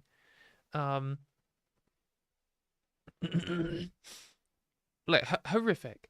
But why this is relevant is there's a few of these like gender critical conversion therapy groups that exist, like you know, SEGM and GenSpect, and there's a bunch of them, but this one in the UK has the ear of Wes Streeting. So I think it says here, oh, one. I think I saw this. No, okay. Sorry. Let's just find this. Yeah, so it says, despite evidence of harmful practices by the group, Bayswater have been allowed to influence trans healthcare policy. Like, this is terrifying. These people hate their own children so much that they are like threatening to put chili sauce in their eye makeup and are taking their possessions and destroying them, and are like trying to encourage their other children to be abusive towards them in order to force them to detransition, purely because they are disgusted by the idea of having a trans kid, and they are influencing trans healthcare policy. Why the fuck are they involved? They've met with Wes Streeting, who has expressed sympathy for the group on multiple occasions, both in his previous role as Shadow Health Secretary and now as Government Minister. This was searching for 8. Bayswater Support Group were one of 8 anti-trans organisations invited to take part in a targeted government consultation on puberty blockers. Why do these people get any say in it at all? They hate their own kids. And they've been cited in training delivered to NHS clinicians and quoted in the BBC reporting on trans healthcare issues. This is like a horrific, extreme hateful group of people who are harmful towards their own children. And in my opinion, in my, in my opinion, I think joking or otherwise, actually planning maybe to harm your children because they're trans is bad. And they're influencing government policy. Like, what the fuck? If you like, if you're in any position, like you work in the NHS or you work for the BBC or you work for some other media organization or you talk to your politician a lot or you campaign with your local like political party or something, make them know about this group. Like, sure, all of the anti-trans groups are horrific. Sex Matters are campaigning to remove trans people from the Equality Act. Like, LGB Alliance constantly minimizing homophobia and attacking trans people. Like, all of the gender critical groups are horrible. But this one, where it's just a bunch of parents who hate their children getting together to talk about how to harm their child to the point where they hope that they might give up on who they are, it's just so dark and so grim. And it's exactly why we need a ban on conversion therapy. Like, this group is overtly opposed to a ban on conversion therapy, and they know why. Because if we actually had a ban on conversion therapy, like they have in Germany, for example, or Brazil, or South Australia, or a whole host of other countries around the world, these people would be in danger of breaking the law. I mean, lots of them would have broken the law. And like this isn't just like a rare thing. It's not like there's just 10 parents here, or it's like, they're all big talk, but they don't actually do anything. Like, so Stonewall just released a new study about the scale of conversion therapy in the UK, and it is grim. The numbers are just way higher than you would expect or ever hope. So they've got some headlines here. Nearly 1 in 5, 17% of LGBT people have experienced physical assault aimed at altering their gender identity or sexual identity. So that, like, physical assault, I think it probably would include something like putting chili powder in your child daughter's makeup. Man, you should not be a parent. I think jail if you do something like that. But like, why isn't social services investigating these people? God, one of the most infuriating things about this is worrying about even giving my own opinion on these disgusting people, knowing that they could just randomly target me and spend hundreds of thousands of pounds on a lawsuit. You just have to be so careful with what you say. About, man, it's just the grimmest fucking thing. Over 1 in 10, 12% of LGBT people have experienced pseudoscientific counselling sessions. 1 in 10, 12% of LGBT people experience corrective rape or sexual assault. 1 in 10 have experienced corrective rape or sexual assault with the aim of stopping them from being gay, bisexual, or trans, etc. Nearly 1 in 5, 17% of LGBT people have experienced prayer as a form of healing. 1 in 10 have experienced an exorcism in the UK in 2025. Unreal. Like, just unbelievable. Just over 1 in 10, 11% of LGBT people have experienced being told to ingest purifying substances, as if being LGBT isn't pure. It's a whole lot more pure than being an anti-LGBT fucking extremist wacko. 15% of LGBT people have been threatened with homelessness in an attempt to change/alter their sexual orientation or gender identity. This is exactly the kind of thing that I personally, in my opinion, would expect from some kind of hate group that might be like something like you might expect from something like Bayswater support group. You see gender critical people talking about this kind of stuff all the time, saying how, no son of mine will be kicked out of the house. You know, if a child of mine did anything like this, they would be homeless. Like, there's a reason that LGBT people's rate of homelessness is so much higher. Earlier in a previous episode, if you're watching this back later, or early in the stream, we covered the Spanish member of parliament who gave a good speech, and she said that, you know, she was kicked out of her house when she came out as trans. It's so common. 15%. That's like 1 in 7. Almost 2 in 5. 38% of trans and non-binary people have experienced physical assault to change or alter their sexual orientation or gender identity. The same proportion of trans and non-binary people, 38%, have experienced family, social, or community exclusion to change or alter their sexual identity or sexual orientation or gender identity. Nearly 1 in 5 bisexual people, 17%, have been threatened with homelessness in an attempt to change or alter their sexual orientation or gender identity. Conversion therapy in the UK is alive and well. Like, what the gender criticals, one of their arguments, they argue all of these like mutually exclusive positions simultaneously. They'll be like, conversion therapy isn't real, it doesn't even happen, but even if it does happen, it's actually good, and we shouldn't be banning it because what we're doing might be caught up by the ban, but we're not doing it. But no one does it anyway, but also we want to be able to do it. Like, one of the things they do argue is that no one in the UK experiences conversion therapy. Like, it's a thing of the past. No one does that anymore. Yet here we are with all of these numbers being above 10%. 10% is a lot of people. How many LGBT people are there in the UK? A lot.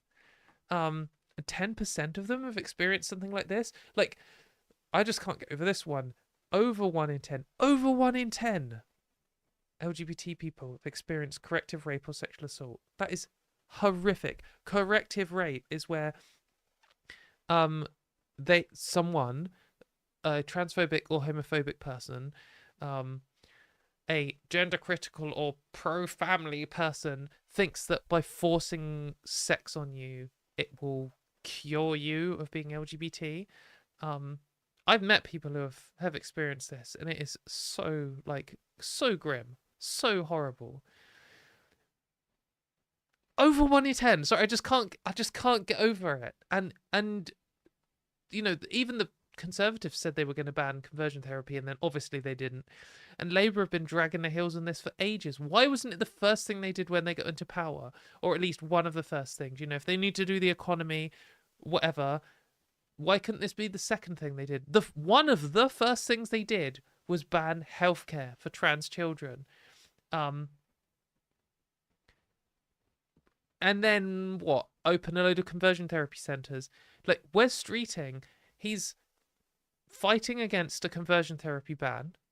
He's meeting up with people who, in my opinion, are pro-conversion therapy, expressing sympathy for them. He's taking healthcare away from children, denying the science around healthcare for trans children, refusing to meet with them, basically just spitting on them. Like, he hates trans children. He's obviously got some gender critical leaning and wants to cause them harm, and believes that these horrific parents who want to destroy their children's possessions and physically harm them just because they're born different, like, he sympathizes with that. And the reality is, how are we ever going to get a conversion therapy ban when the person in charge of the health, like the health secretary, is pro-conversion therapy, in my opinion?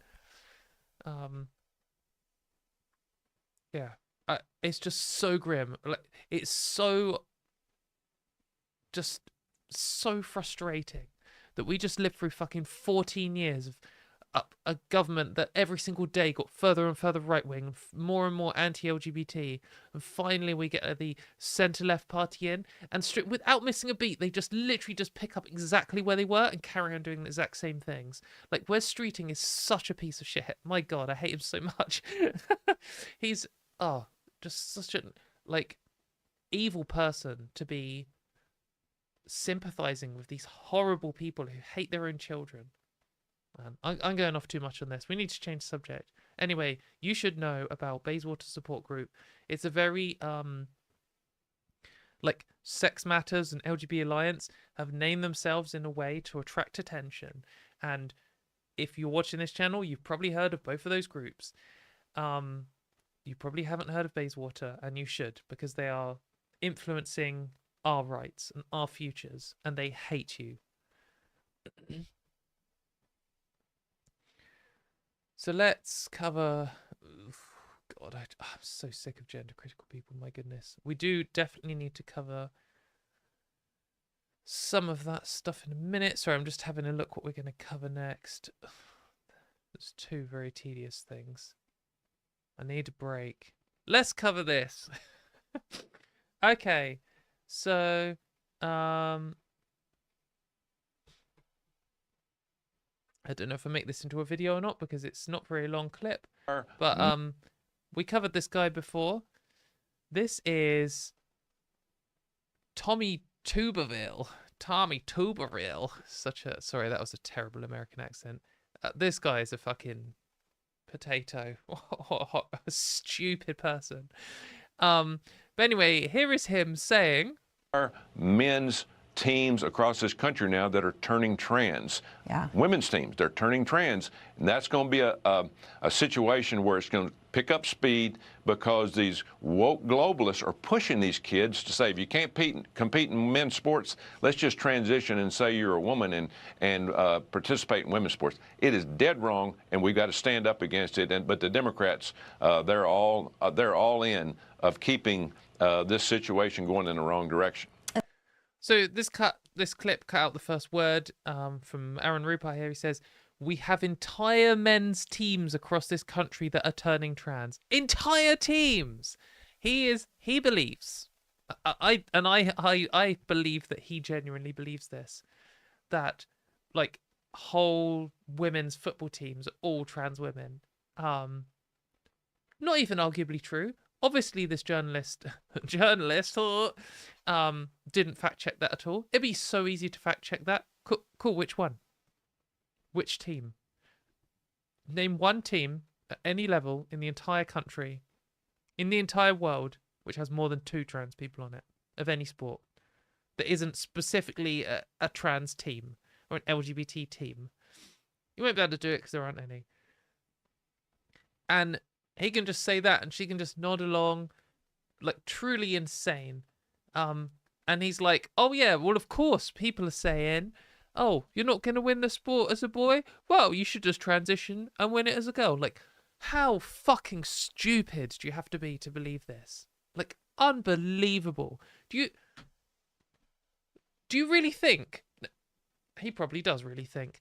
But is any rational, sane person, or even the person with the slightest bit of common sense on Earth, think that someone is going to take hormones, change their body, change their name, like do all of these things, totally turn their life upside down, when we were just looking at how over 10% of people are like made homeless because they come out as LGBT? Do you really think that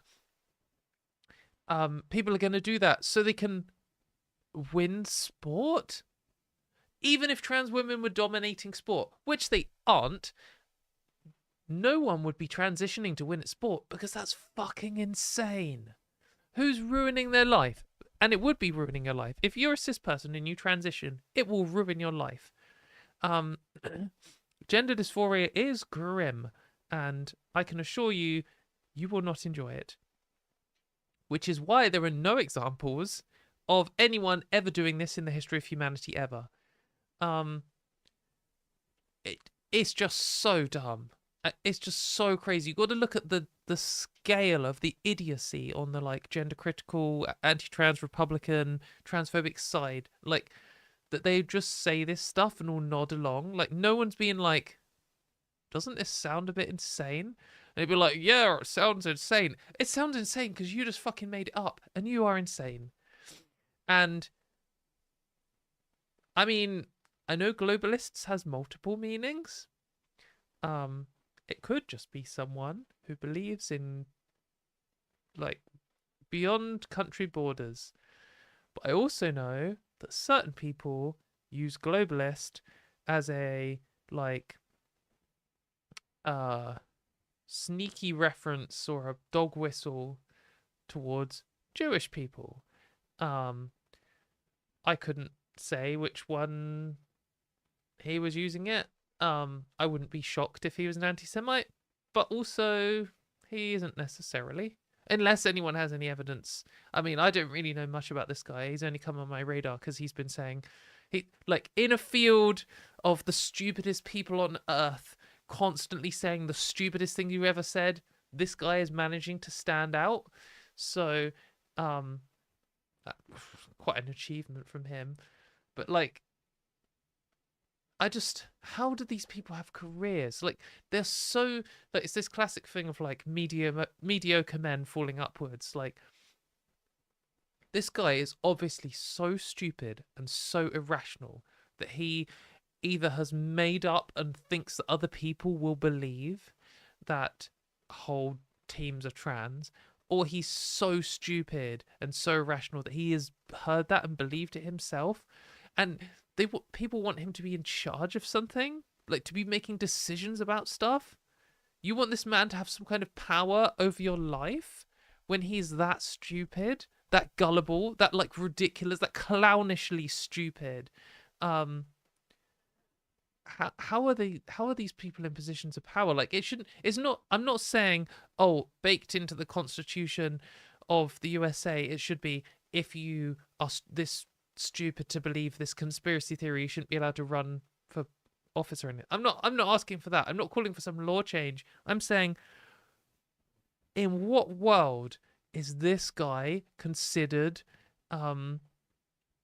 like worthy or competent enough to run anything? And the people who voted for him, they wouldn't vote for a trans person. They probably wouldn't vote for a black person or a woman or a gay person. And they're voting for this moron. The state of the world. Unbelievable. Goodness. So someone saying here, Tuberville is 100% anti-Semite. Should we just have a little bit look at it? Can't believe he's called Tommy Tuberville. Anti-Semite. Let's just have a Google. We don't know. Or I don't know. Oh, it's hard to Google for this thing at the moment because all of the right-wing politicians at the moment are saying anti-Semitism in order to arrest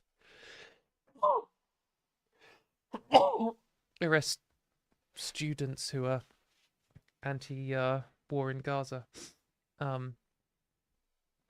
So yeah, hard to Google. Anyway, who knows? He could be, he could not be. I personally have no opinion. Oh, I'm doing a British thing. I should be. Can I? I don't know. Am I safe to talk about Americans without? I don't know. I'll just say that because I mean I genuinely don't know. Anyway, let's talk about something else. Sorry, I'm gonna blow my nose. 1 second. Talk amongst yourselves.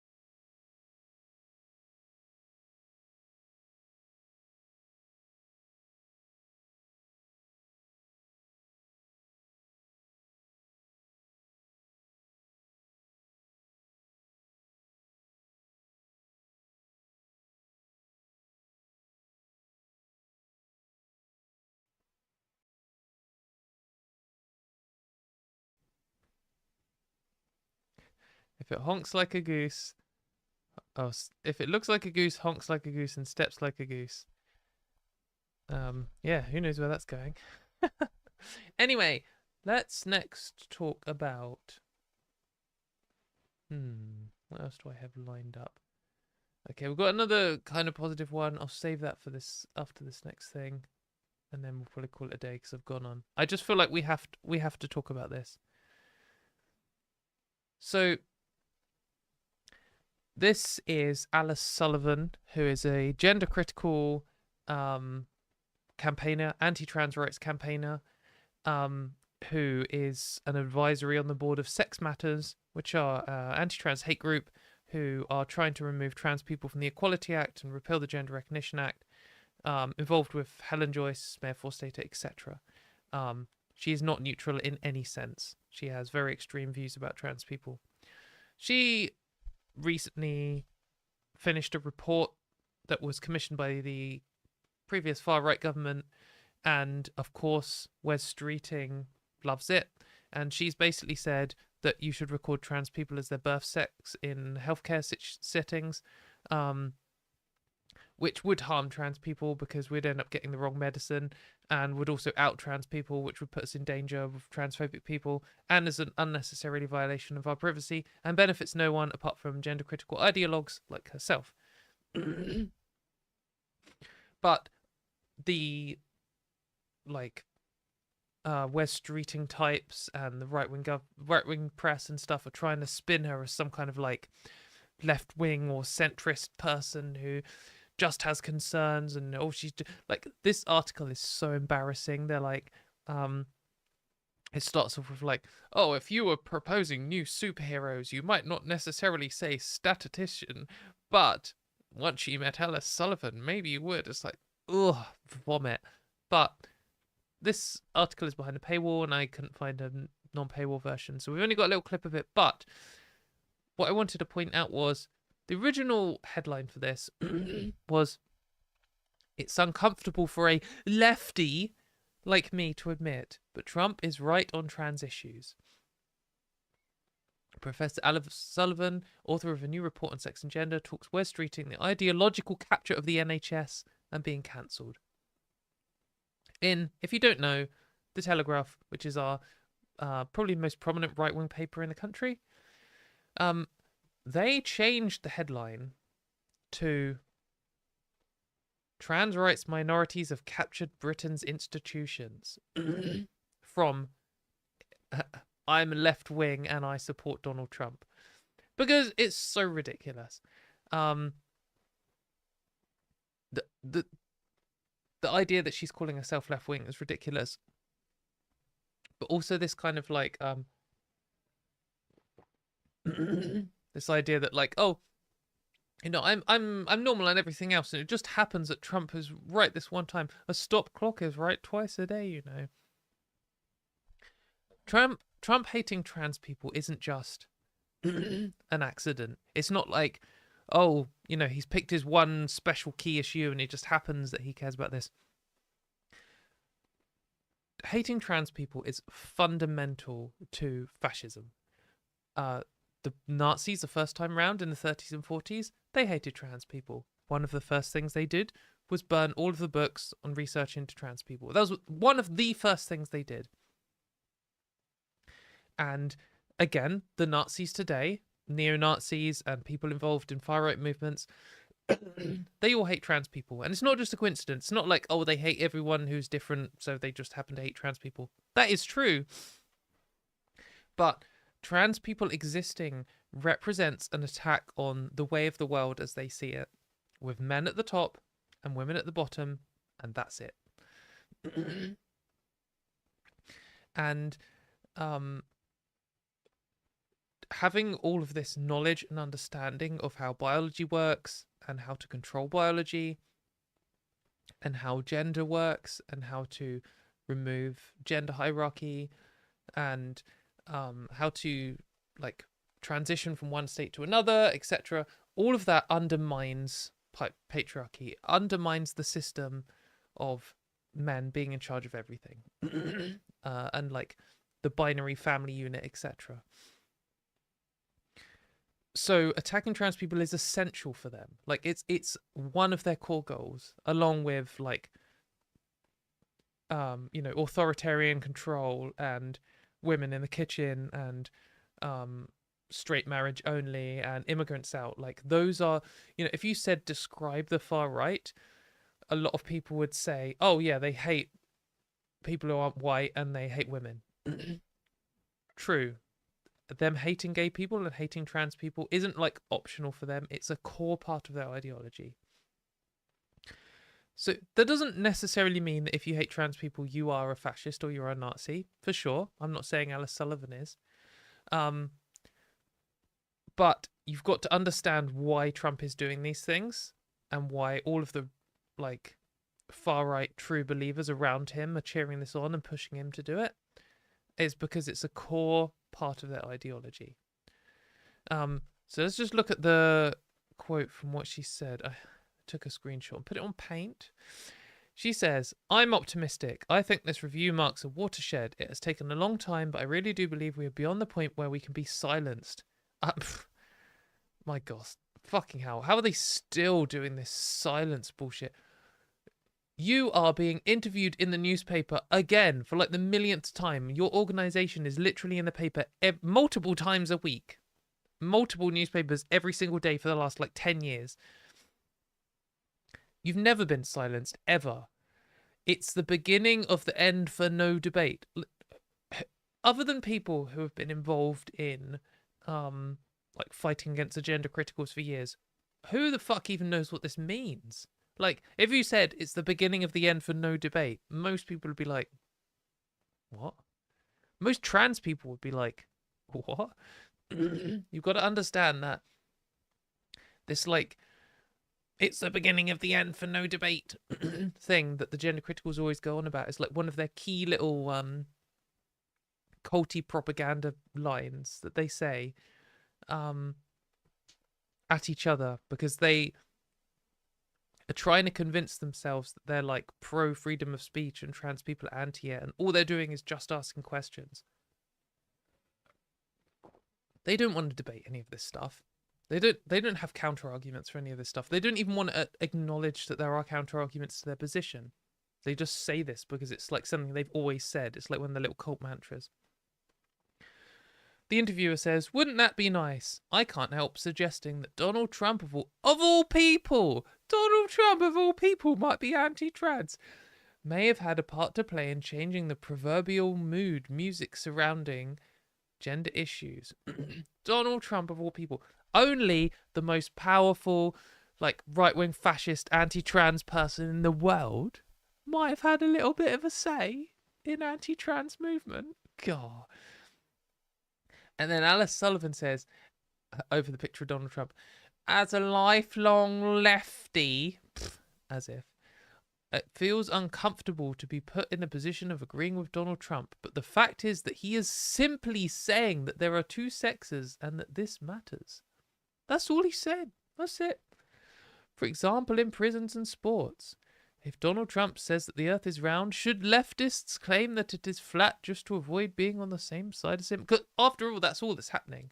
Like, no, there's no real arguments against what Trump's saying. There's no real arguments against gender critical. It's just people seeing Trump saying it and they're going, "Oh, so it must be wrong. As a left-wing person, I just disagree with everything Trump says. I don't have any real arguments.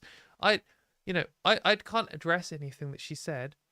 I just oppose Trump, of course. This kind of tribal thinking has been horribly damaging to the left," she says in The Telegraph.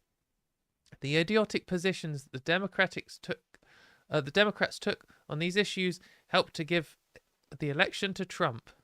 Not the endless anti-trans campaigning by Sex Matters and people like Alice Sullivan who are constantly pushing far-right propaganda and Donald Trump.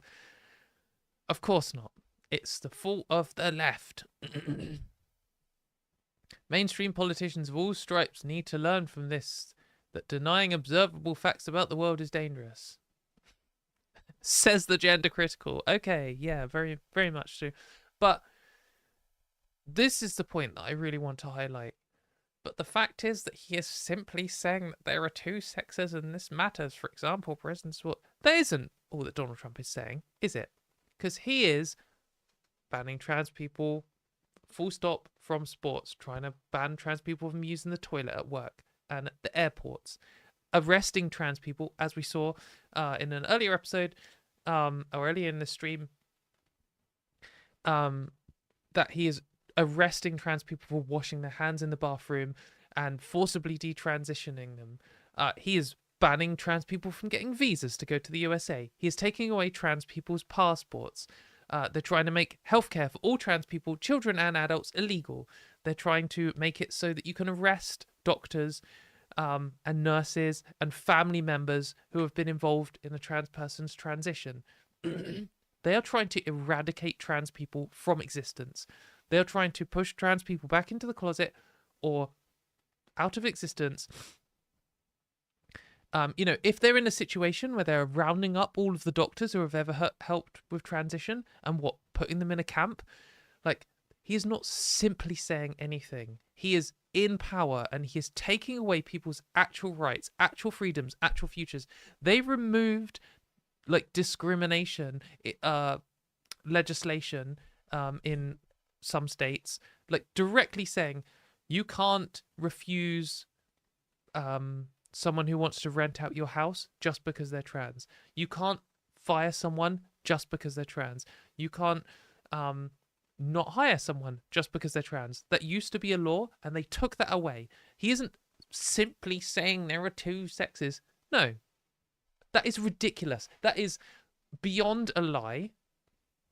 That, like, this is... She knows she's lying. This is just, like, open propaganda to try and, like, rehabilitate what Donald Trump is doing. Why would she... Like, she could have said... Imagine... That, okay, just imagine a world where she is left-wing or not. Doesn't really matter.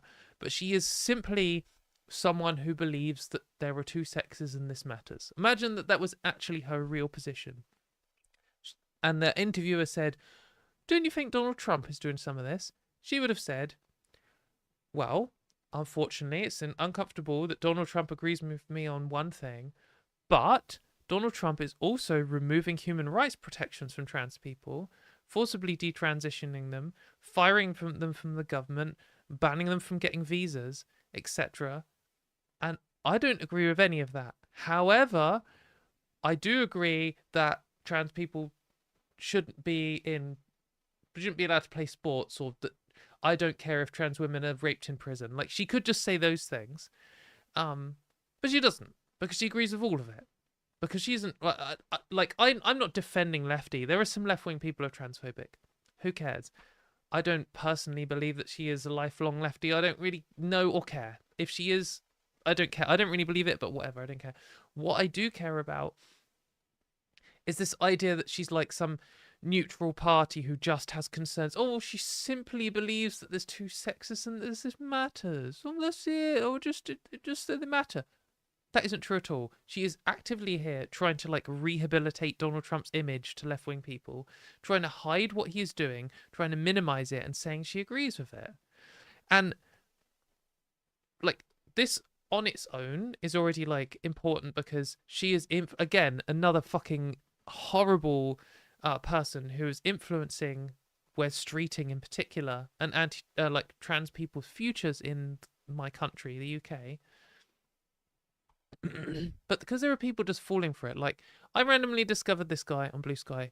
I'd never heard of him before, no idea who he was, just saw this thread, and it's just so frustrating. So this guy, Rob Ford, don't know him, don't know anything about him. He is a politics professor at the University of Manchester, and he has written some books. And he has a Substack, because of course he fucking has a Substack. And he says, and this is, I fucking hate this so much. It is so frustrating. I don't wade into these issues much, but given the Sullivan Review has been getting a lot of attention, I'll say this. I regard Alice Sullivan as an excellent social scientist who has for years campaigned on one simple objective: clear recording of biological sex separately from gender identity. Not instead of gender identity, alongside. Every statement I've seen her make has made that clear. I think this is both an important goal and an entirely valid one. I supported her early campaigns, and I support her review's findings. I'm an empirical social scientist. I believe in collecting information about the world as it is and trying to understand things better using such data. Biological sex is a fact about the world as it is, an important fact in all sorts of settings. It is entirely right to collect separate data on it.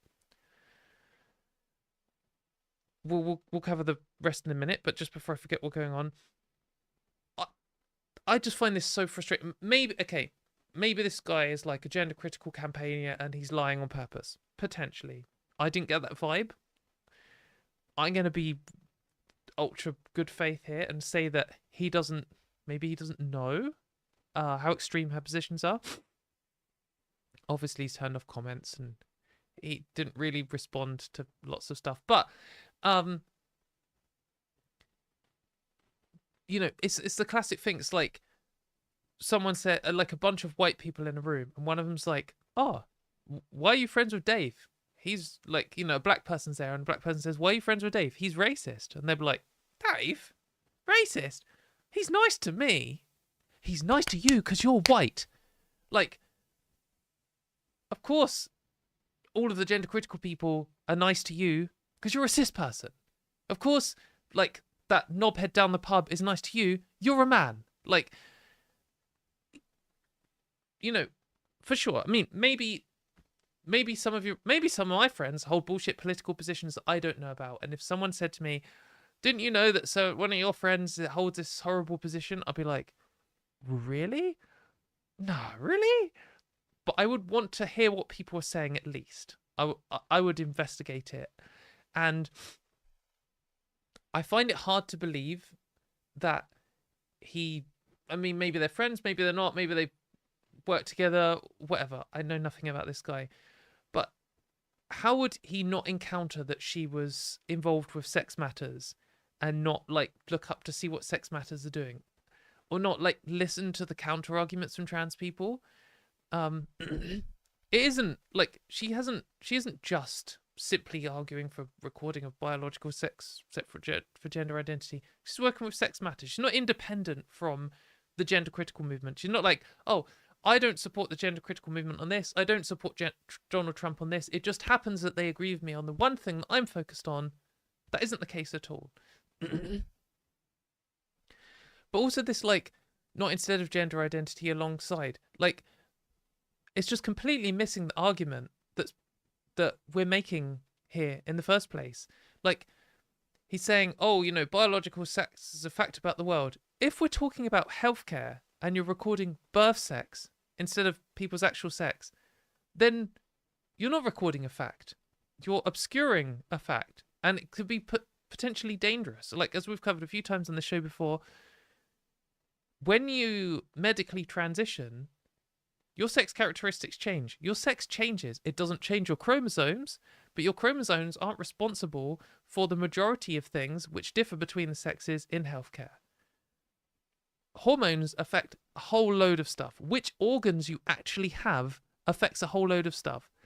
If you have breasts, you're at risk of breast cancer, and that's true whether you're a cis woman, a trans woman, or a trans man. And it's the kind of thing that if you just have this binary, immutable field of sex, then all trans people and a lot of intersex people will just lose out. It will be wrong for them. Not like, "Oh, it doesn't match their identity." Like, true, it doesn't. But also it's, like, factually wrong in a dangerous way for them. And also it's not just that. Like, why are you collecting this data? If you're collecting data, if you, like, imagine you're saying, like, an example was, we covered this before, but an example is when COVID came out, when it was released. Oh God, I shouldn't say that. I don't believe it's from a lab. When COVID evolved, it was clear that men had worse symptoms than women, at least in some of the early strains of COVID. And people were like, "Oh, that's interesting. There's a sex difference between how people react to this disease." And if they only recorded trans people as their birth sex,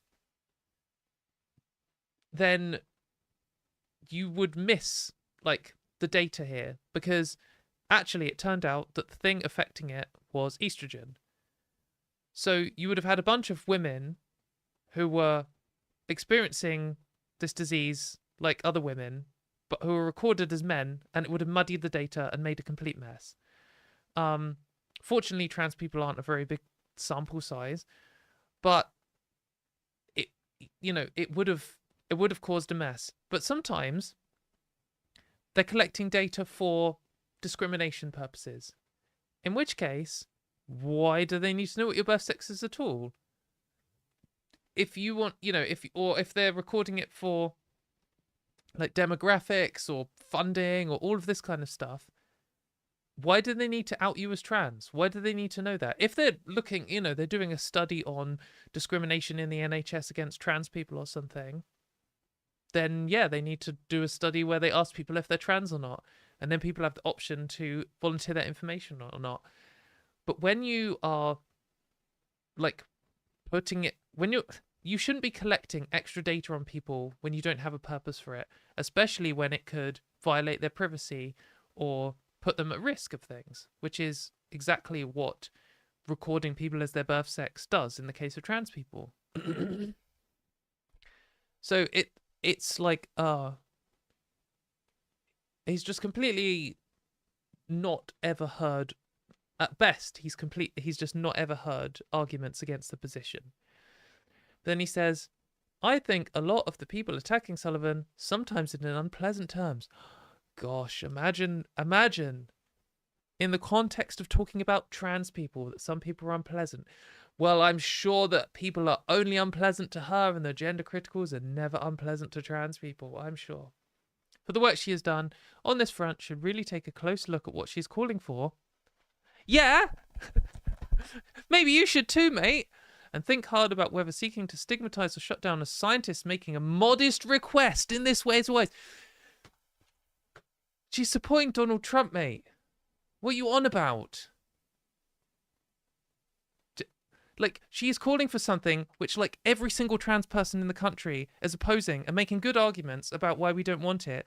Something which violates our privacy. Something which puts our medical, like, situation in danger.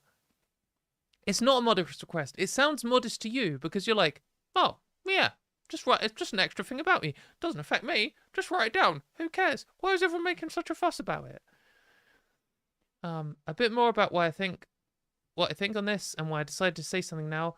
I am the son of medics. My dad spent his career treating breast cancer. Oh, here we go. A disease that overwhelmingly affects biological women. What?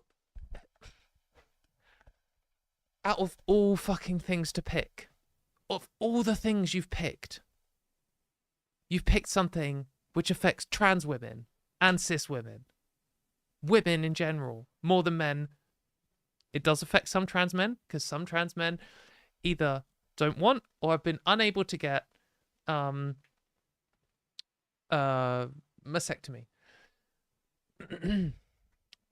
So here, I'm always suspicious of anyone who uses the term biological women. Like, is that because you're implying that trans women aren't biological? Is that, are you trying to say cis women here?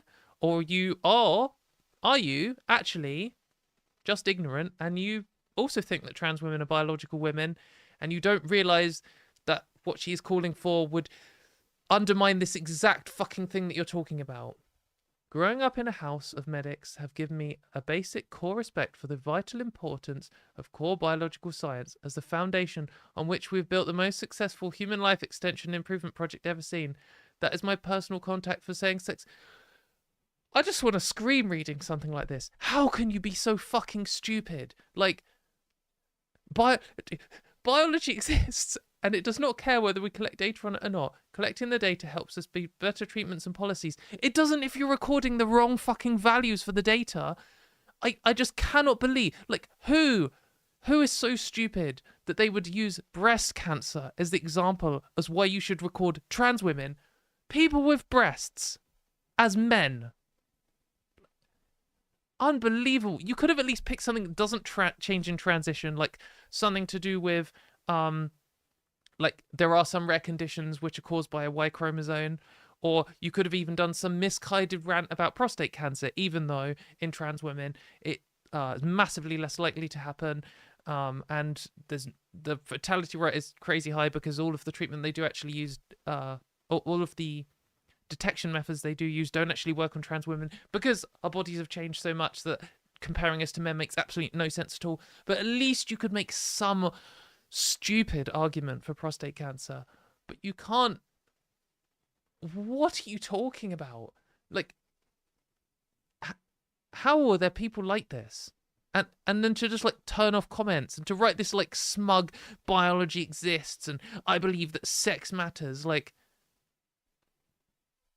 what are you talking about? You obviously don't think sex does matter, because when trans women change sex, which they do, they don't change chromosomes, but the one fucking thing that you've raised, the example you've given, is breast cancer, which is something that absolutely they change from one box to the other during transition. You don't care about that.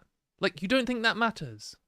Which is literally the fundamental argument I have against Aleph Sullivan's position and your position, is you guys don't care about sex. You don't think it matters. You think birth sex matters. You think only birth sex matters. And you're like, oh, they want to include it alongside gender identity. You're not fucking sending letters out recommending breast cancer screenings for people registered as men, in brackets, identifies as a woman, are you? That's not what you think. Because clearly you've just said biological women, blah, blah, blah. Like, that's not what you're campaigning for. What we want is it to say, like, I mean, my ideal would be a situation where, sure, you can have cis people as a default if you like. I don't care. You can have a tick box which says, you know, man, woman, and then you could have a separate field underneath saying person with atypical biological characteristics or something, and then you could list them out and you can be like, this person is a woman, but actually they also have this, or like this person is a man but they also have this. This person has XY chromosomes, this person has a uterus, this person doesn't have any breasts, whatever. And then base the system on that. But there's no reason why you would need to write their birth sex down, because what matters is the actual material characteristics of them. If someone is a woman and they also have a Y chromosome, it doesn't actually matter for any disease whether they were born a boy or a girl. What matters is if this disease cares about Y chromosomes or not. And if it does, then it's important to know that. And if it doesn't matter, or the disease or the treatment. So, like, this position is fundamentally, like, like, literally opposed to saying sex matters for people's healthcare. And it's, like, fundamentally bullshit to say, oh, it's such a mild request, when she's fucking supporting Trump doing all this extreme stuff. It makes me want to scream when you encounter people like this, because you have to tread on eggshells so much pushing back against it. Like, the slightest criticism and they, like, storm off in a tantrum and don't want to talk about it. And it's just so infuriating. Like, these are the people who have power over us. It's a fucking lecturer at a university. Like, I mean, I don't particularly mean to pick on Rob Ford, but it's just so frustrating. You, like, all the time you just encounter these cis people who have a lot of power in society, and he hasn't even attempted to listen to any of the counter arguments to his position. He's obviously friends with this person, or it seems like he's friends with this person, and he knows they're, like, incredibly controversial and, like, hated by this whole minority, and hasn't even bothered to listen to what they're saying and just blindly backed her. And then not even, like, the fact is breast cancer, like, hasn't even spent, like, 10 seconds thinking, like, oh, what even is a trans woman? I wonder what most trans women do. I wonder if it's anything to do with growing breasts. No, didn't even think about it. Don't even care. Yeah, just unbearable. Unbearable how many people there are like this in the country, and how little effort they put into anything, and how they're, like, people are just so willing to give the benefit of the doubt to someone who is hated by a whole minority rather than give any benefit of the doubt to the minority when we're talking about that minority. Like, why would you believe trans people talking about their own bodies less than someone who all trans people hate?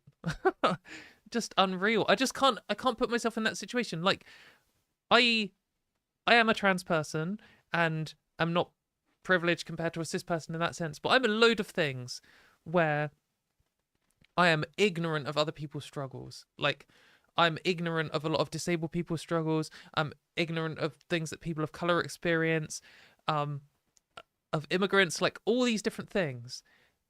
And when I'm put in the position that Rob Ford was just put in, I wouldn't write something like that. I wouldn't smugly approach this as if I knew everything. I wouldn't, like, dive into something defending someone blindly when I haven't even listened to the counter arguments. That doesn't mean I say I wouldn't put my foot in it. And like, maybe he's changed his mind. And, you know, if so, I apologize. Maybe he's just begun to listen to trans people. Maybe he's watching this. If so, hello. But like, I don't know. I just think it takes like a certain type of person to be so dismissive. You know, if I said if I said something, or if one of my friends said something, and then like all the disabled people showed up in my mentions being like, no, I'd be like, at the very least, I feel like I should shut up until I understand at least what they're saying. Because like I don't know about this topic. Yeah. Anyway, done. That was a bit rambly, but we're going to talk about one last thing because we've got to end on some good news. So, a Canadian nurse called Amy Ham has committed unprofessional conduct for transgender comments. Committee finds. Panel says she can share her views, but not while identifying her professional affiliation as a nurse. So basically, she got in trouble because she is a nurse and she is a extreme anti-trans activist. Just to be clear, Amy Ham is not just some random person working somewhere who said something bad on social media and then got in trouble at work. Like, you do encounter some people like that. She writes for Redux, which is an insane anti-trans conspiracy website. She formed CAWSBAR, or how do you say it? CAWSBAR, the main gender critical group in Canada. She is constantly saying horrific things about trans people. She's the one who worked with Billboard Chris, who is that guy who was filmed following a cis woman who worked at a gender clinic or Planned Parenthood or something, and like confronting her in a threatening way. Anyway, they're the ones who put up this "I love J.K. Rowling" sign.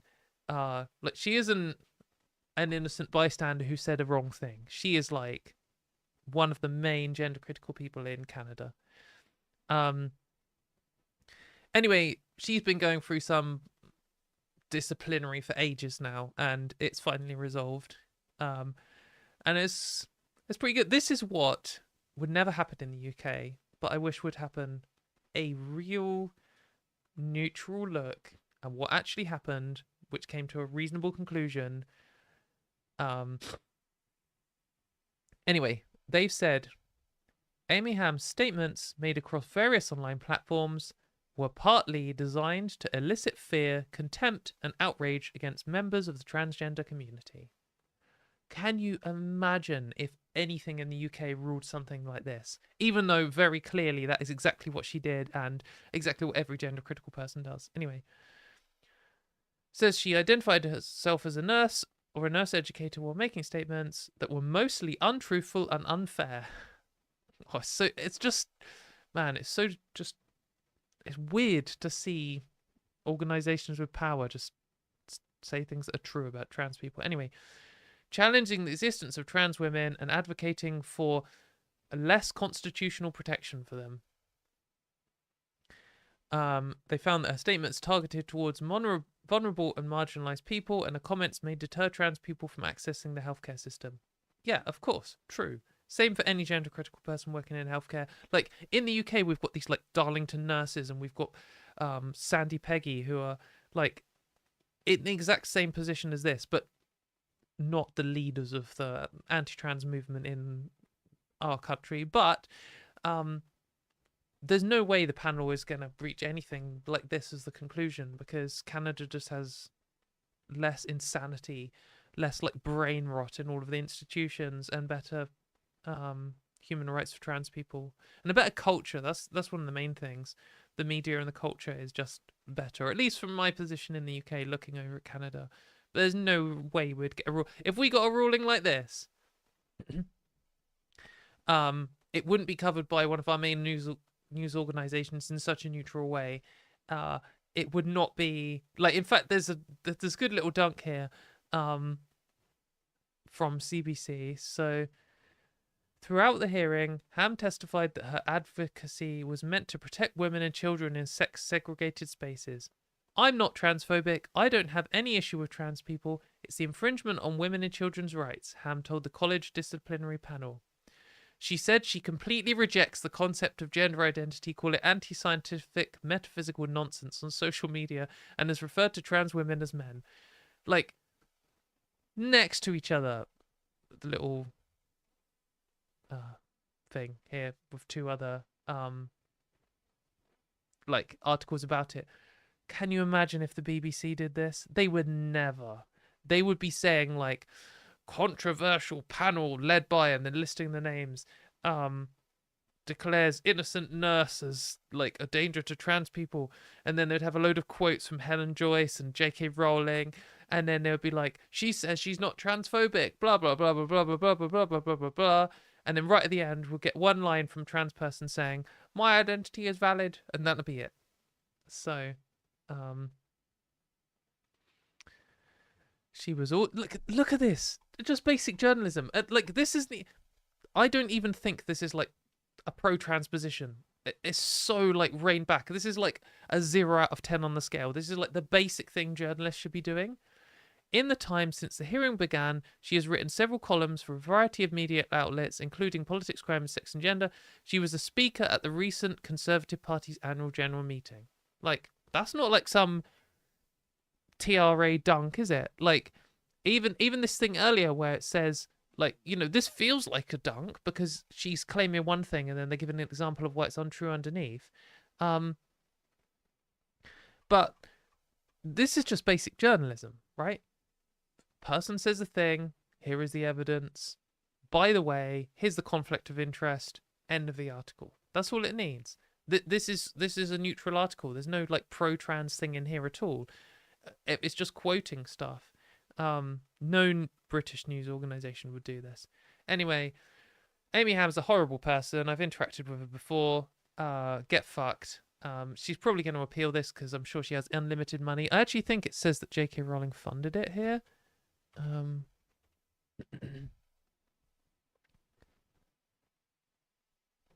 Did it say that? No, it doesn't say that. Okay, I misremembered.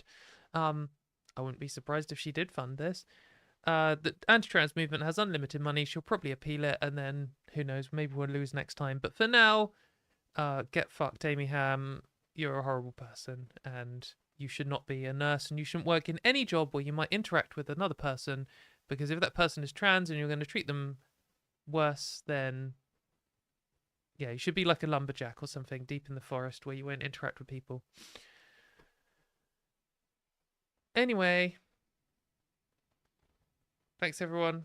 This show's been longer than I hoped. Hooray. But also, I didn't cover as much stuff as I wanted to. Hooray. I'm back. I will be back again next week, I think. Just next week, indefinitely, forever, until the trans panic ends or I die of old age 116. Let me get my... Oh, I can't look on that one. Let's get the old calendar out. How's everyone doing? I haven't done much chat interaction this time. Sorry, chat. Yeah, I'll be back next week. And the week after. Probably the week after that. Probably forever. Bets on what comes first. End of trans panic or heat death of the universe. J.K. Rowling's hatred will still exist beyond the last proton decay. That's for sure. The one true malice. The mold will still be there. It'll create a new universe of hatred and terrible writing. I believe it was the BC Conservatives who refused to remove a provincial legislative assembly candidate who made a pro-Nazi comment. Never. When you're talking about various conservative parties in the world. You're never far from. Wasn't this the one that something Nazi? It's never far. Is it Blake? Yeah. Anyway, I am too tired. So thanks everyone. Good night. Let's just have a. Let's have a little Poppy moment. She's been being a pest all night. I don't know why. She wants extra food. Anyway,